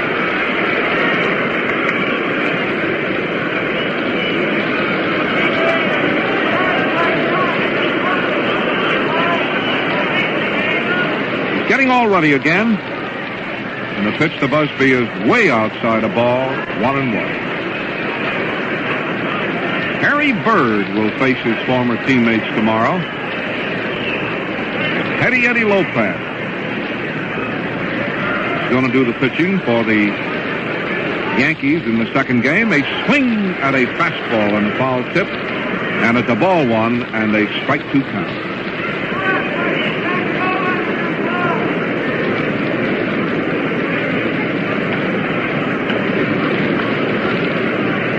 Lopez, like Donovan, has a tremendous control record.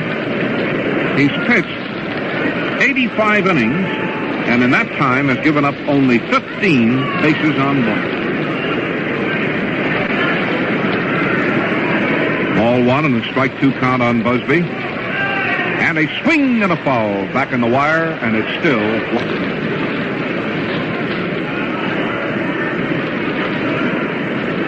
Busby jumps away from an inside pitch that almost hit him in the leg. And a ball 2 and a strike 2 count.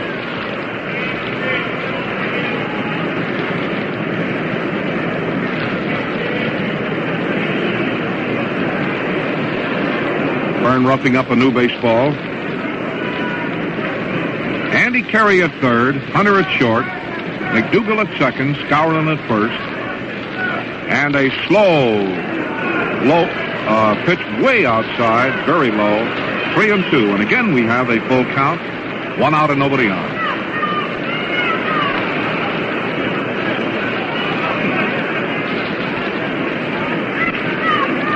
So Tommy Byrne coming up with the 3-2 pitch. Here it is.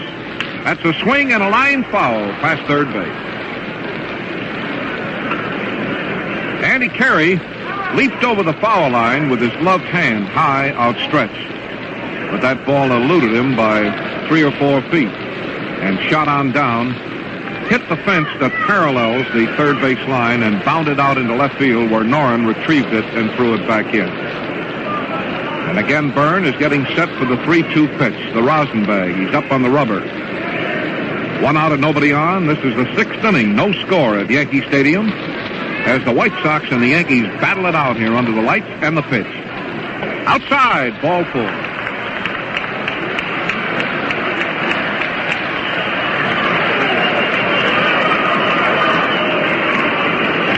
That pitch was high outside. And here is Carrascal. I've just been bragging about how well he's been hitting when he came up tonight twice. Struck out and bounced out.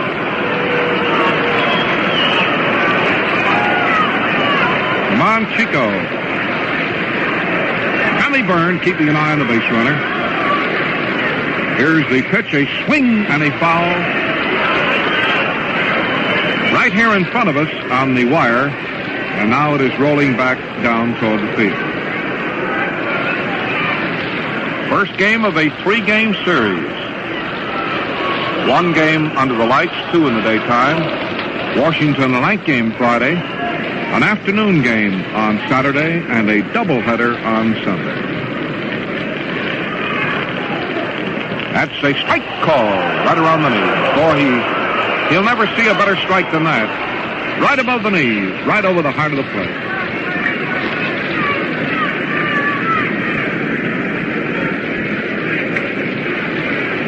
All of the Yankee brass up here tonight. Topping, Webb, Weiss. Very high foul coming back here and going out of play. As I told you in the first inning, the former governor of New York, Mr. Dewey, and his wife are seated right behind us here with the Yankee party. And the present governor of Florida, Governor Leroy Collins.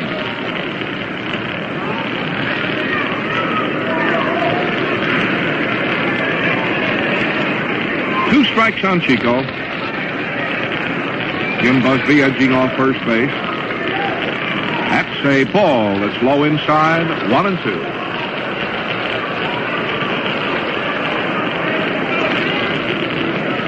The White Sox announced today securing the services of Bobby Adams, a utility infielder with the Cincinnati Redlegs and a good little ball player. Bonus baby, Bob Powell, has been placed on the disabled list for the next 30 days to make room for Adams. What it was with Bob, whether he hurt his ankle or... Now, I know it's nothing serious because he was out here in uniform tonight. Here's the next pitch, a swing and a long foul down the left field line. And a new baseball has been tossed out to the pitcher, and that foul drive alarmed Yogi, and Yogi has gone out to the mound. That foul caused Yogi Berra to stop play and go out and talk with the pitcher.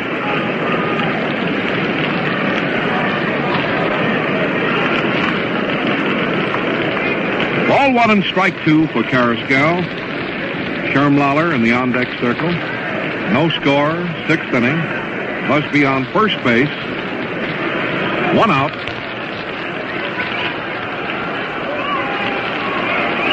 Byrne taking a lot of time, and Chico steps out.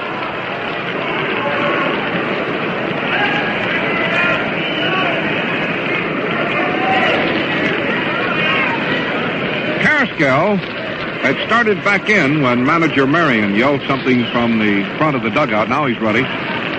Ball one and a strike two count. And a slow ball. He hits a high foul that Yogi Berra has a play on. He's back. He's back.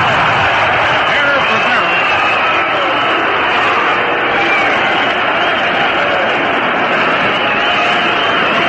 There's an error for Yogi Berra.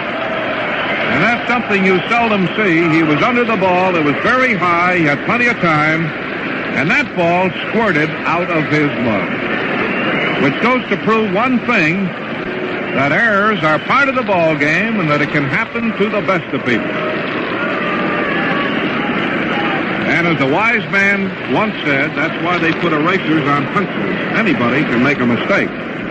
But that ball squirted out of his glove and dropped. So Chico gets a swing on the house here now, and that was a break.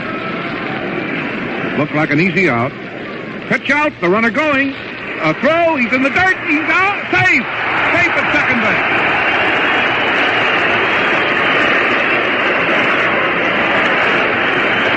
Safe at second base. Busby stole second base.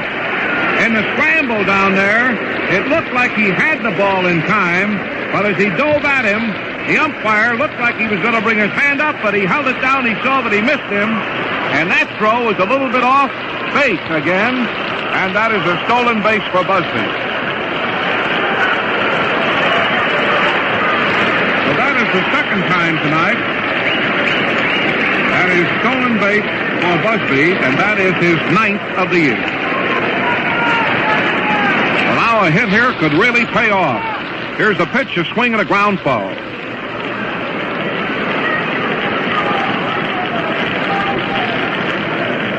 Well, now that drop foul by Yogi Berra could really pay a dividend here if Chico could get a hit.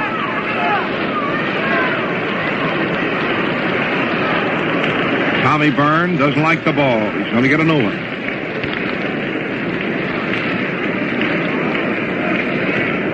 Chico standing off to the side of the plate. Busby, a fast runner on second base, just got his second stolen base of the night. And again, Yogi was off the target on the throw. Ball two, strike two. One out. 6th inning. No score. Sox base runner on second. Byrne, arms in front of him. Here's the pitch. A swing and a top fly. Back at first base. Easy for Skowron. Back under the ball. Has it easily. He backed up about 20 feet behind first base and 2 feet fair to take that ball. Parked under it. And it's going to bring up Sherman Love.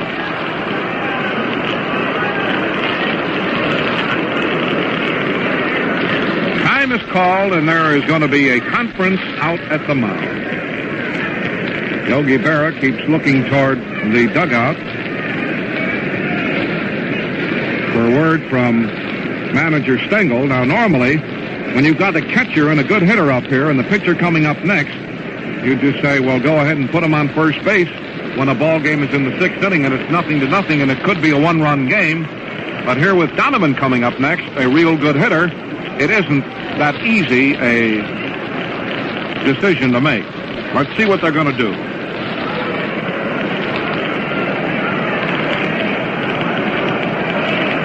They're going to walk him.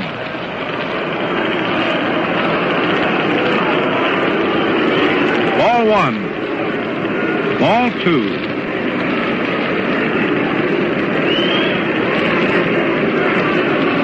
Here comes ball three. This is the 5th base on balls of the night. This one intentional. It's going to bring up Donovan. He's got a chance here to help his own cause.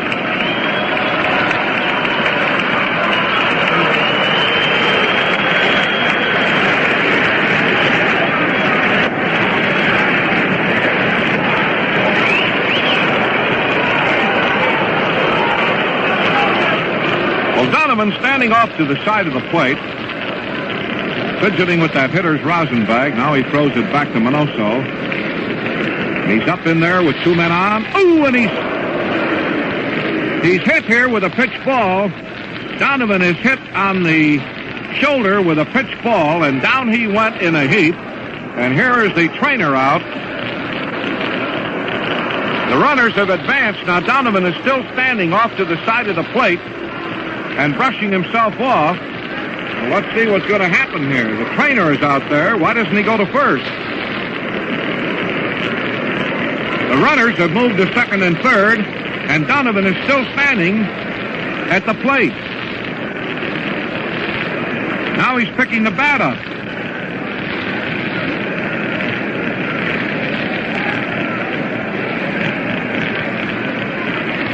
So Donovan, in a pitch thrown right at him, evidently as he fell away, that ball didn't hit him, and the runners advanced, and it's charged as a pass ball on Yogi Berra.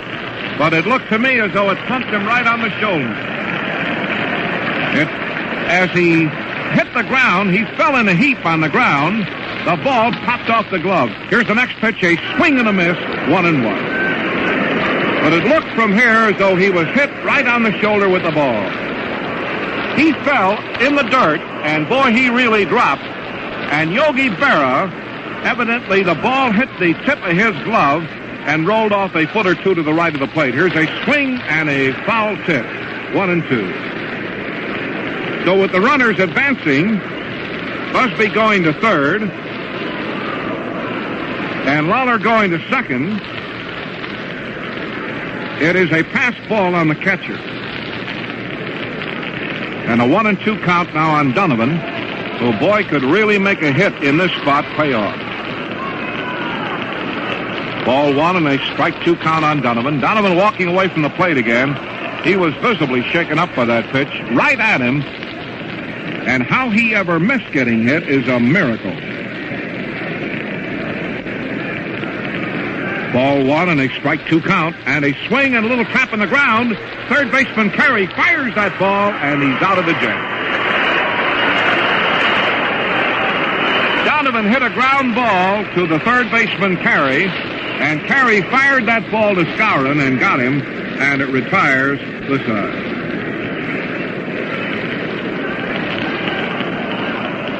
So in that inning, there were no runs, no hits, 2 walks, and 2 men were left on the base. And the score, at the end of the first half of the 6th inning, Donovan is going back to the dugout. He was visibly shaken up by that pitch and covered with dirt. And how he kept from being hit is a miracle. The score at the end of the first half of the 6th inning, the White Sox, no runs, 4 hits. The Yankees, no runs, 5 hits.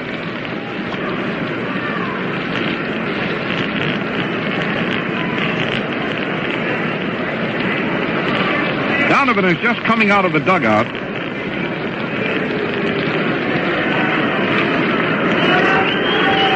In the American League, Boston 3 and Cleveland 1 at the end of 6th inning.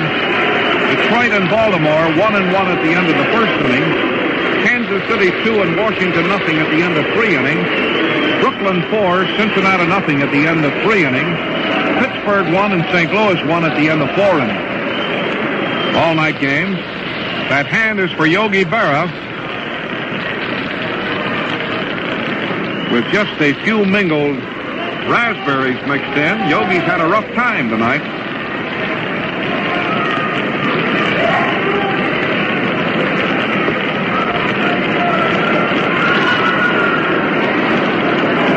Yogi Berra.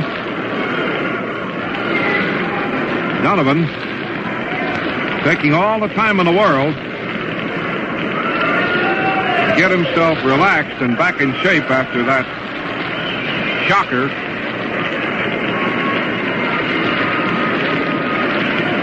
Walking around out there behind the mound right now. Yogi Berra, Mickey Mantle, and Skowron are coming up in that order.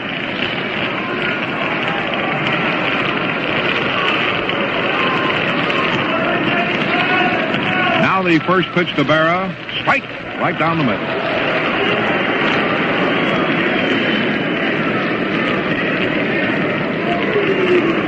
Well, unfortunately, that pitch that Byrne threw that time at Donovan was one that I told you he was using his fastball sparingly here tonight. And that was here's a swing and a long fly ball down the right field line. It's going to go in, and it's a home run for Yogi Berra.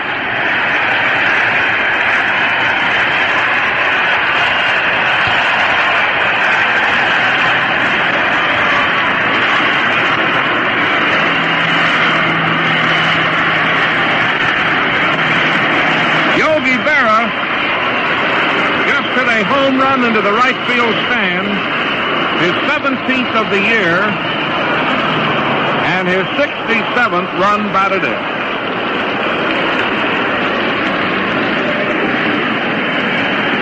So the scoreless deadlock has been broken here in the last of the sixth inning. George Kell and Lawler and Fox are all talking with Donovan.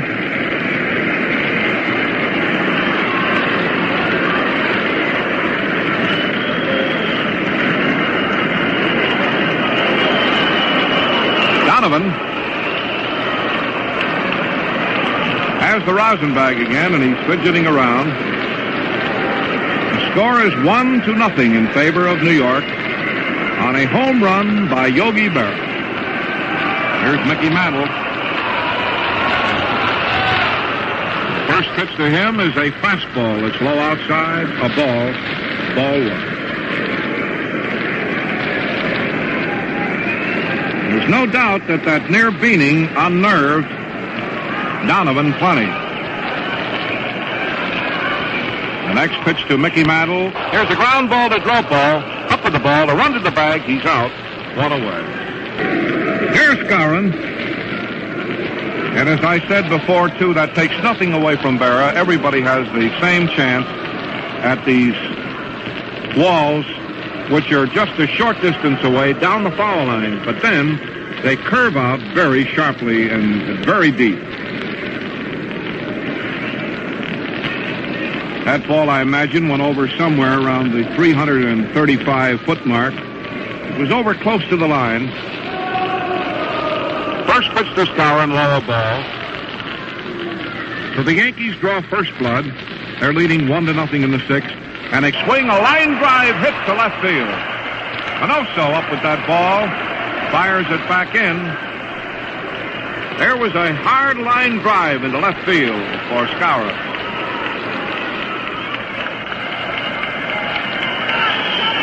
For the Yankees, that's hit number 7. And that is going to bring up the third baseman, Andy Carey. Been up twice. He's 1 for 2.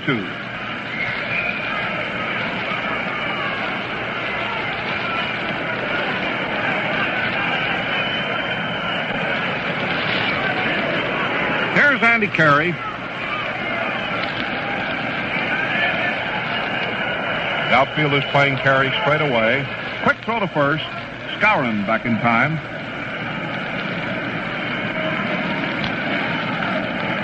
A homer by Yogi Berra has put the Yankees out in front, 1-0. They've made 7 hits to 4 hits. Time called. The pitcher was ready to throw that ball, but the plate umpire, McKinley, had called time. Flaherty talking to the base runner. He's the umpire at first. Shylock at second. Berry is the umpire at third. A quick throw to first base, and it's back in time.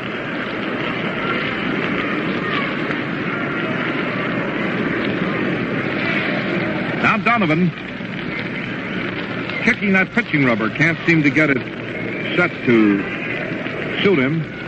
Now he's ready. The next pitch to Carey, right down the middle. Strike call.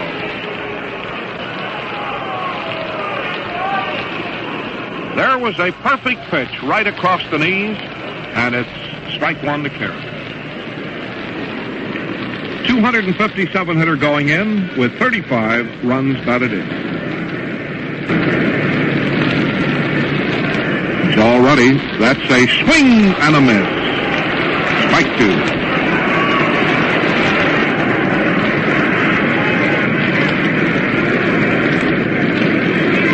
Sir, utility outfielder for the Yankees. Pitched batting practice tonight for about an hour.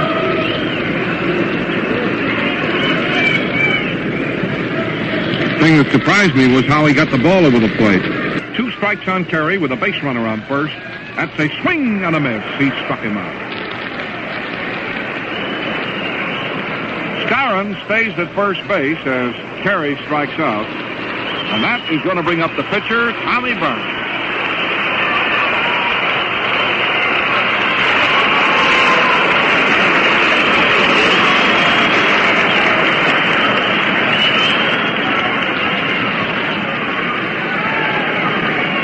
That is the 5th strikeout. And if somebody told you a year ago that at this stage of the 1955 pennant race, Byrne would be winning the ball games, and Turley and Ford would be getting shellacked and knocked out time after time, you would have said they were crazy, but that's exactly what's happening. Here is a ball. It's in close. Byrne is after his 9th win against only 2 losses, while Turley can't finish a ball game, and Ford is also getting his bumps. Next pitch to Byrne. That is a high fly ball into short center field.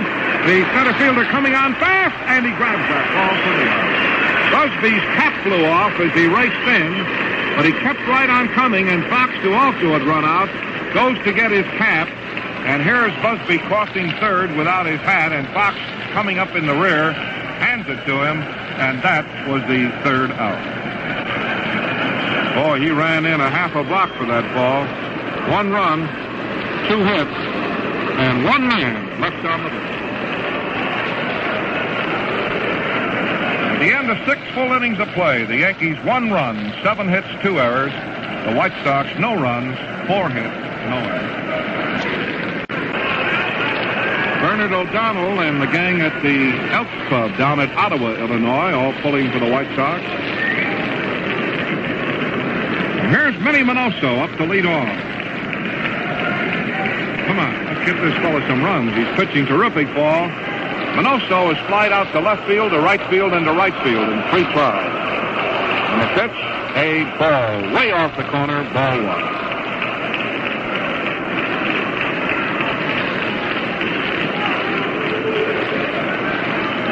You know, when Tommy Byrne sent Donovan down that time, he thought he'd hit him too. He ran into the plate to inquire about him. And also, here's a high fly ball that's going to curve, and it's going to go foul down the left field line. One of the very few real fastballs that he's thrown, and that pitch was right at Donovan's head. Boy, he went down in a heap. But Yogi had stuck his glove in front of him, and the ball had just nicked the glove and rolled off a couple of feet to the right of the plate. Donovan was sure unnerved by it all. Come on, Minnie, start it off. Minnie Minoso, 260 hitter with 35 runs batted in, and a swing and a foul up in the stands here to the right, 1-2.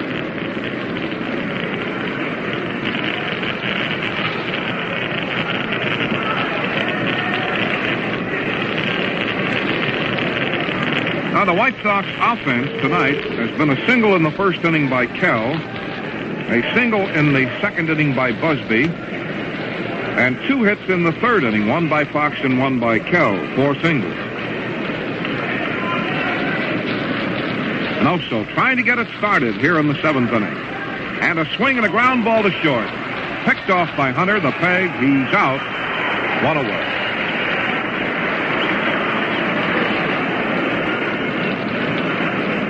Minoso grounds right at Hunter, and Hunter threw him out. 1 away.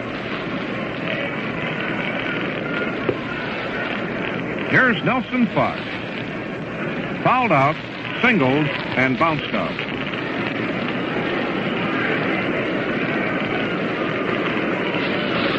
Nellie Fox, number 2 in the back of his gray uniform. Kell in the on-deck circle. And the pitch, a swing foul ball on the wire here to our left. 1 strike. Let's pause for station identification. This is WCFL, the voice of labor in Chicago.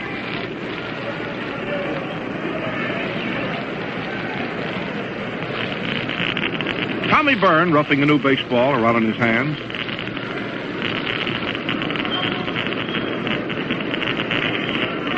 Here comes the next pitch, a swing and an easy tap to the mound. There's the peg. He's out by 30 feet. That's going to bring up George Kell. 2 hits and a base on balls. Up 3 times on 3 times.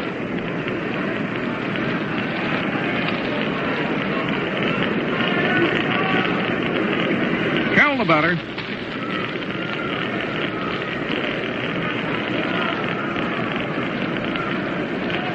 Left-hander Tommy Byrne leans forward on his left foot, and a slow ball strike around the net. Came in there as big as a balloon. Slow ball just caught the outside corner at the knee. Strike 1. Yankees are leading 1-0 in the 7th inning on a home run by Yogi Berra. Slow ball and a long foul down the left field line. Strike 2.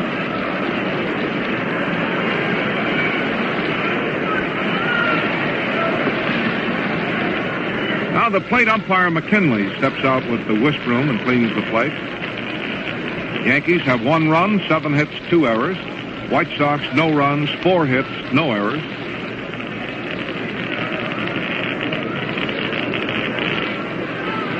Tommy Byrne readies again. Leans forward on his left foot. Now Kell steps out. Boston 3 and Cleveland 1 at the end of 7 innings. Here comes the pitch. Slow ball and a ground ball to second. Picked off by the second baseman. The peg, he's out. Tommy Byrne came right back with another slow ball. Kell tried to hit it into right field, but bounced to McDougal, an easy play, and he was thrown out. 3 up and 3 down, and the White Sox have not had a hit in 1, 2, 3, 4 innings off of Mr. Byrne. And Dick Donovan, who is pitching a fine game, boys just can't get any runs for him. The score, at the end of the first half of the 7th inning, the New York Yankees 1, our White Sox 0.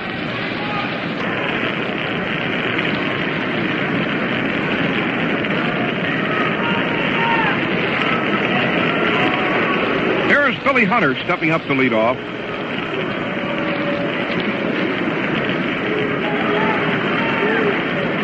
Billy Hunter popped out and flied out in 2 tries. He's facing Donovan for the 3rd time. And Donovan has just picked up the rosin bag for the 4th time. Here's the pitch. Close, a ball.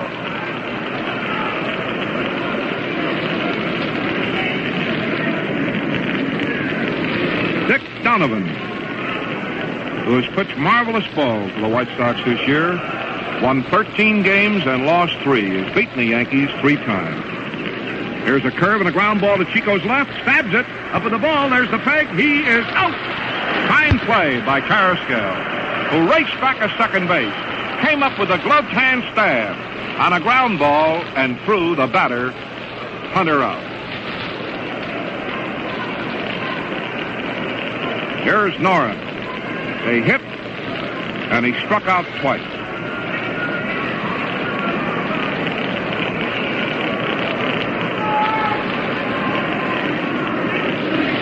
Noren batting left-handed. Now the wind-up in the pitch. A little bit too low. Ball 1.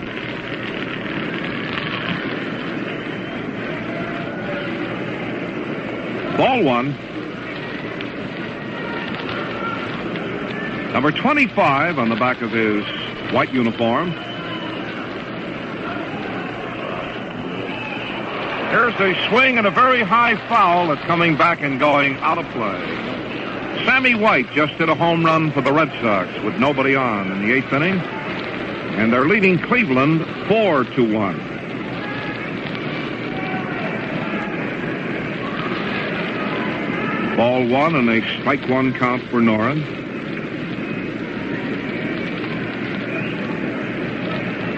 Donovan gets the rosin bag. Now he's ready. That's the swing and a high foul into the upper deck off here to the left. And a ball one and a strike two count. This game is in the last of the 7th. There's only one run been scored. 6th inning, Yogi Berra, the leadoff man, homered down the right field foul line. The ball stayed in and went into the stands for a home run.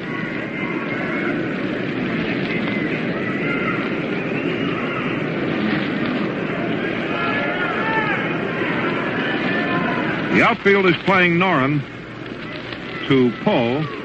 They're around to the right. He's a pretty good spray hitter, this fella. There is a fly ball to left field. Manoso back. He's under this ball. Has it. 2 out. Here is the right fielder, Elston Howard. Struck out in the 1st, walked in the 3rd, singled in the 5th inning, came in with a 311 batting average and 27 runs batted in, playing right field.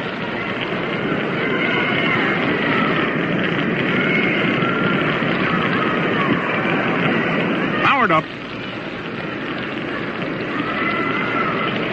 First pitch to Howard, a swing and a towering fly ball that's foul. Kell going over near the stands and reaches in and makes a one-hand stand for the inning. George Kell went over from the bag to the stands, leaned on the rail, and reached into among the fans and grabbed that ball in his gloved hand for the yard. 3 up and 3 down. No runs, no hits, no errors. The end of 7 innings. The Yankees 1 run, 7 hits, 2 errors. The White Sox no runs, 4 hits, and no errors.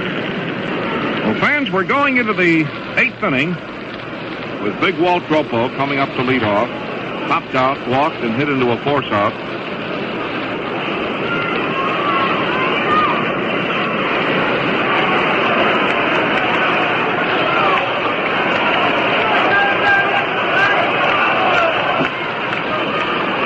Tommy Byrne getting ready.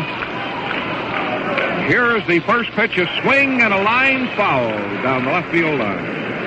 Well hit, but he over-pulled it. And it went foul into the stand. Game tomorrow at 2 o'clock New York time, 1 o'clock Chicago time, 12:55 to all of our network stations. Tomorrow it's going to be a right-hander, Harry Bird, against a left-hander, Eddie Lopez.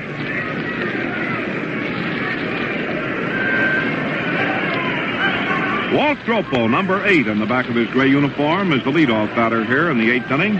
Slow ball and a swing and a fly ball to straightaway center. It's going to be caught out there. 1 away. He uses that slow ball with tremendous effect. Dropo lunged for that ball that time, has looked as big as a basketball coming up there, and hit an easy fly ball to center field. Here's Neiman.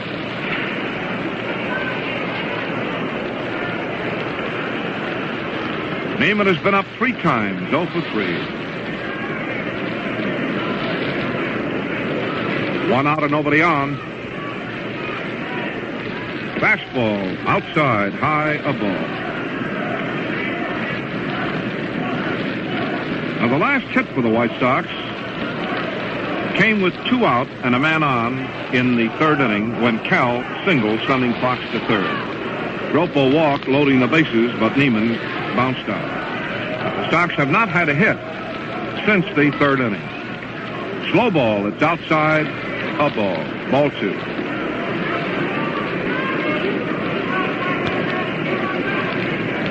Frank Sullivan has gone all the way for the Red Sox tonight and has subdued the Indians. That game is in the 9th inning. 2-0 count here on Neiman. The next pitch, a fastball, is in the dirt, and a walk, I'm sure I don't have to tell you, is every bit as good as a hit. Anything to get on against this fellow.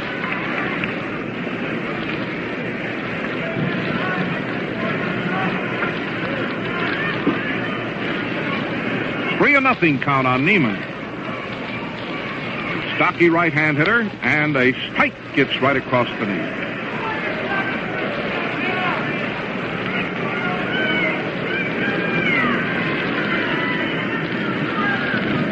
Ball 3 and a strike 1 count.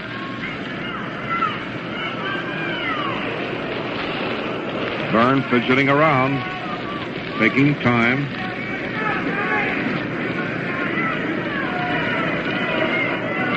Now he decides to step off the rubber again and gets right back on it. Here comes the next pitch, and it's way outside a ball. He walks it. Well, that time, a very high outside pitch. Rivera's going to run for him. That puts a base runner on, and that is the 6th walk, one of those intentional. And it's going to bring up Busby, who has a hit and a walk. Here's the announcement.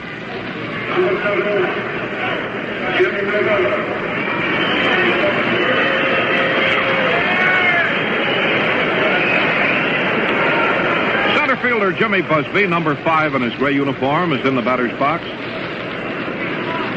With a speedball, Rivera on first. Here's the pitch, and it's in the dirt. A low pitch, ball 1.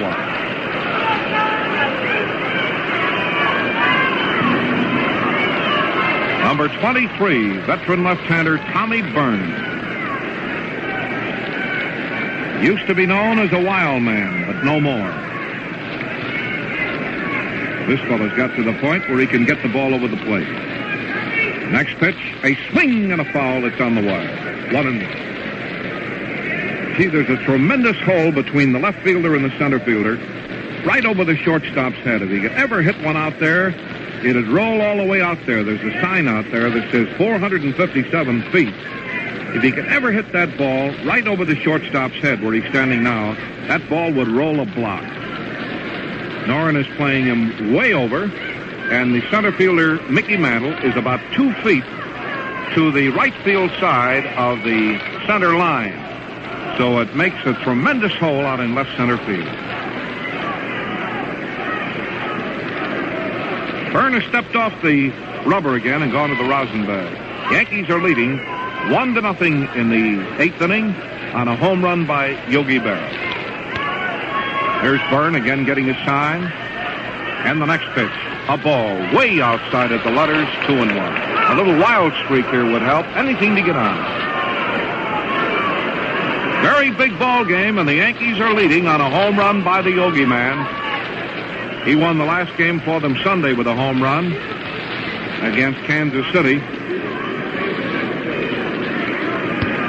Here comes the next pit runner going down, a hit-and-run play. The ball, a fly ball to right, going to be a double play. The throw in the first, and it is a double play with power in the first.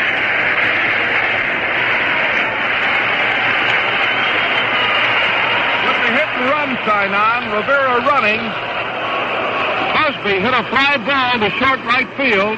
Elston Howard coming on was in great position to throw. Fired that ball to Skowron, and Rivera was doubled off to retire the side. A double play, and the 107th of the year for the Yankees. No runs, no hits, a walk, nobody left. The score at the end of the first half of the 8th inning, the New York Yankees won, and the White Sox, nothing. Jim Rivera is now playing in right field.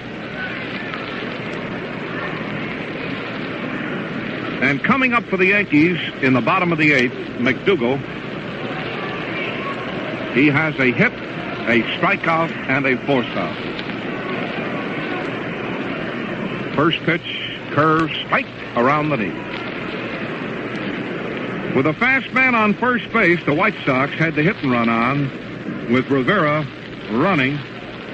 And Busby trying to hit that ball to right field, did hit it to right field, but it was a low fly ball, and Howard, coming on, grabbed that ball at his knees and fired it into first for a double play.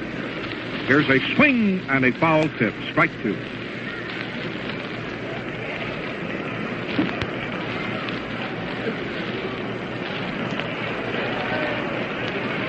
Nobody on and nobody out. The Yankees are leading 1-0 on 1 run, 7 hits, 2 errors. The White Sox, no runs, 4 hits, no errors.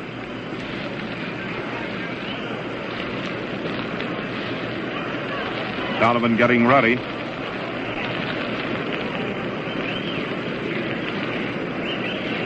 Leans forward on his right foot.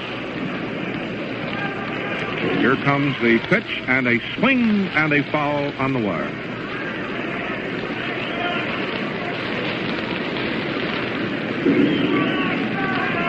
Donovan had won 8 straight before dropping a decision to Boston in a relief stint on Saturday. Has 3 wins, no losses in competition with the Yankees this year, winning 5-3, 2-1, and 8-6. The other 2 losses suffered by Donovan were in games in which his teammates were shut out. He has pitched 4 shutouts, has an earned run average going into this game of 2.80. And here tonight he's held these powerhouse Yankees to 1 run. And a curve and a ground ball to third. Kell gloves it. There's the peg across. High, but Dropo got it. Got back in the bag. He's out. 1 away.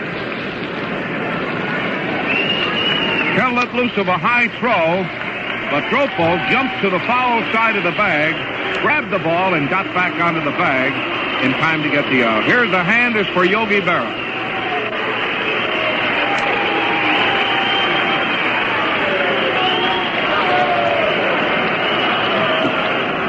Yogi Berra led off in the 6th inning with a home run into the right field seat. And so far, that is the only run of the game. The first pitch to Yogi Berra went way over the catcher and the batter and up against the screen. That's the second one that Dick has let slip. That just got away from him.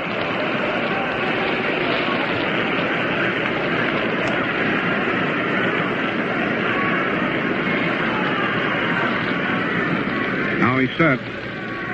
Ball way outside, ball 2. 1 out and nobody on in the last of the 8th inning of a 1-0 game. First game of a 3-game series. White Sox move from here to Washington for a night game on Friday, an afternoon game on Saturday, and a big doubleheader on Sunday. Donovan leans forward on his right foot. That is a ball off the corner above the knee, ball 3.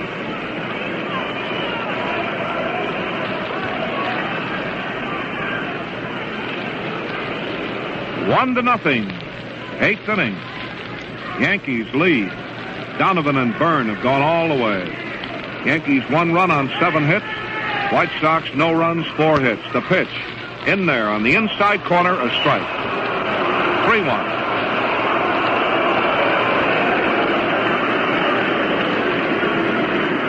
Yogi registered a mild complaint, so the crowd takes its cue from there and starts to howl a little bit at the umpire. Ball 3 and a strike 1 count on the Yogi man.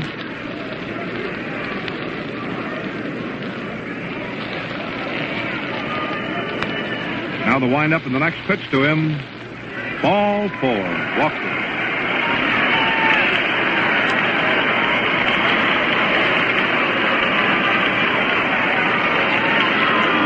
Here's Mickey Mantle, walked in the 1st inning, grounded to Fox in the 4th inning, went out on an unassisted play to the first baseman in the 6th inning.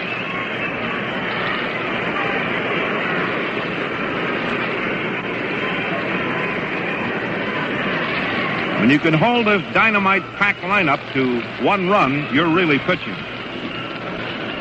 Well, the White Sox try as hard as they can here tonight, just cannot seem to get Donovan any runs. A ball. It's outside at the knee.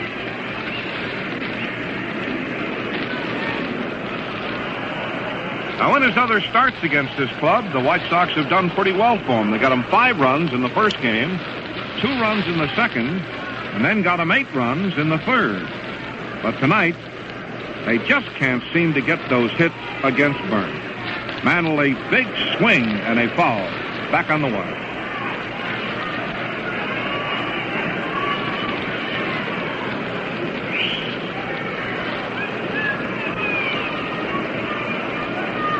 A ball 1 and a strike 1 count.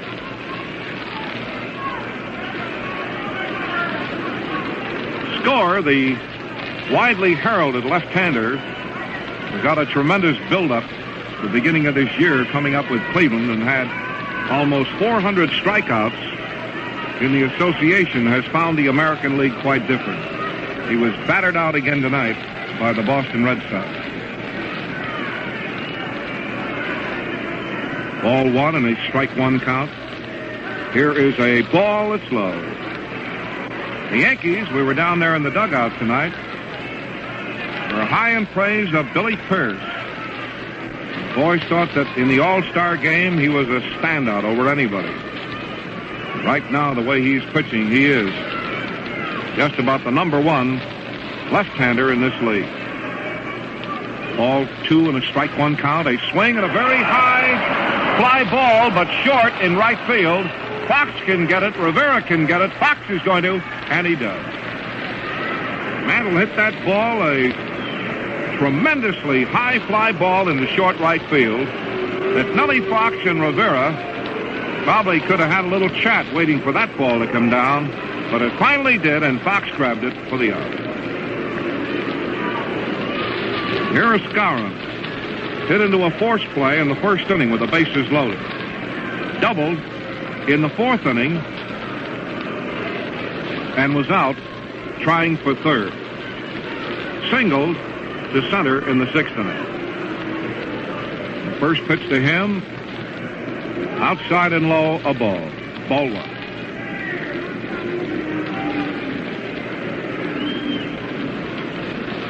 Bill Skowron, first baseman of the New York Yankees, bats right-handed, as Casey Stengel has gone away from the 2-platoon system. Here's a ball. It's close. Formerly, up until a couple of weeks ago, against right-handers, he had Collins in right field and Robinson at first base. But now he's staying with Skowron and Elston Howard, 2 right-hand hitters against all types of pitching.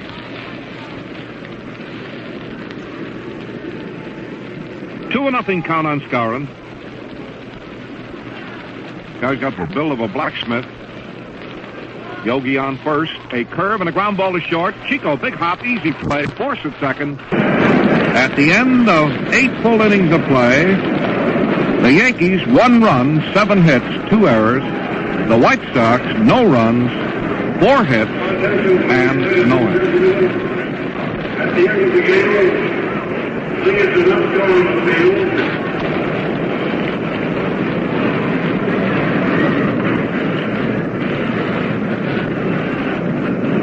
Well, sir, this ball game has moved into its final stanza. The closing chapters as the White Sox still try to score here on the former teammate, left-hander Tommy Byrne. And here's Chico Carrasquillo. Come on, Chico. He struck out in the second, grounded out, and popped out. And he is the leadoff man in the 9th inning. Here's the first pitch, and it's a good curve at the letters to strike.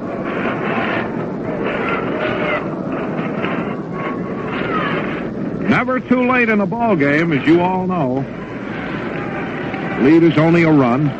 Here's the next pitch, a swing and a high foul. It's coming back, and it's out of play.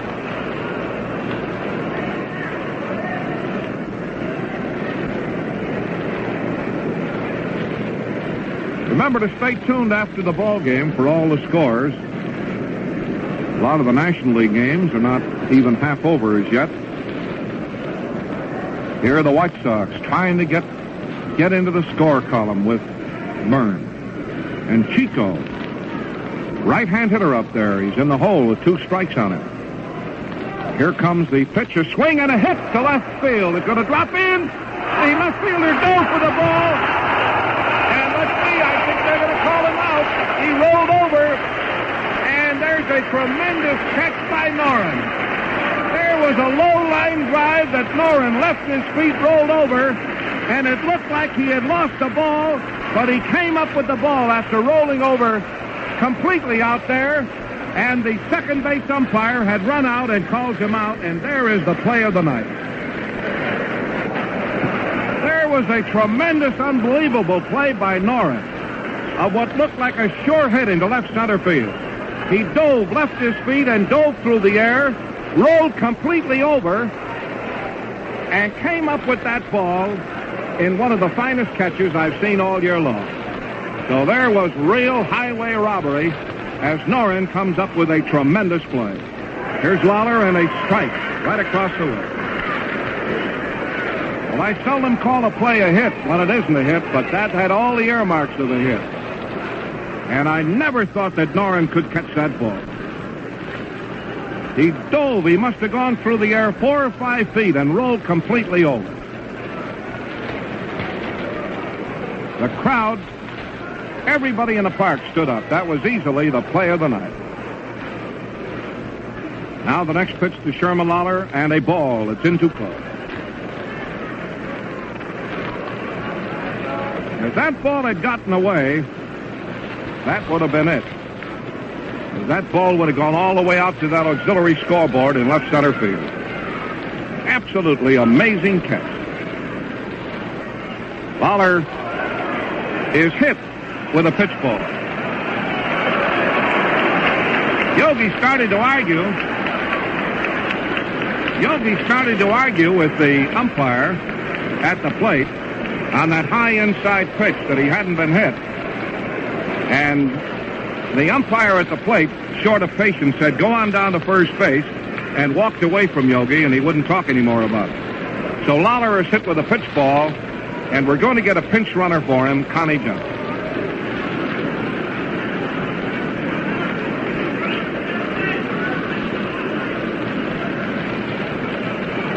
We're going to get a pinch hitter for the pitcher. Bob Kennedy coming out.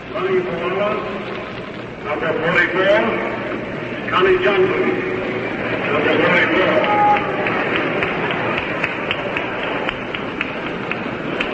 Bob Kennedy is stepping into the batter's box, batting .229 with 14 runs batted in, 4 doubles, 2 triples, and 1 home run. Come on, Bob. This fellow's come up with some very timely hits in the last couple of weeks. Connie Johnson at first base, running for Lawler. Bob Kennedy in the batter's box. Slow ball. It's high, in close, a ball.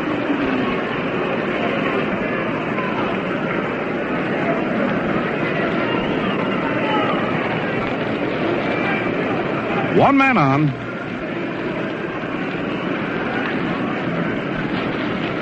Here's Byrne again getting a sign, looks over at first, and a tap to the pitcher. Back to second, maybe a double play. Out over to first, out, the game's over.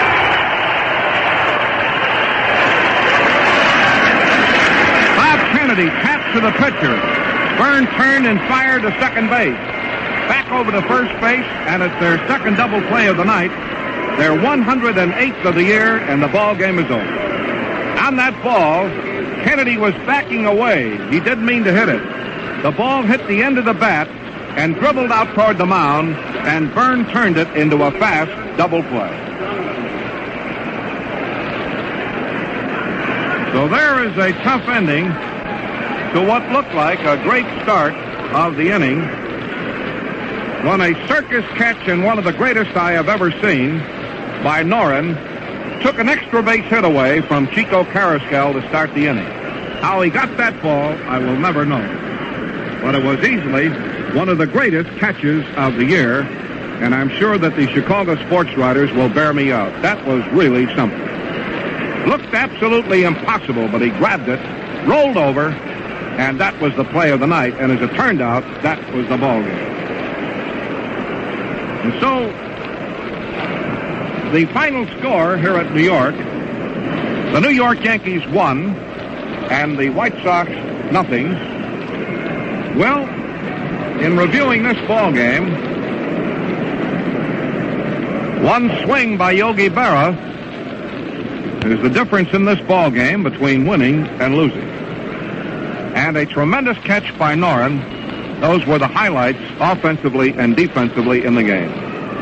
Noren's diving, somersaulting catch out there of what looked like it was going to be a double or a triple certainly was the defensive standpoint of the game as far as the Yankees are concerned, because the Sox there would have had a man on second, or if that ball had gone by him, it had gone all the way out to that fence out there, possibly a triple.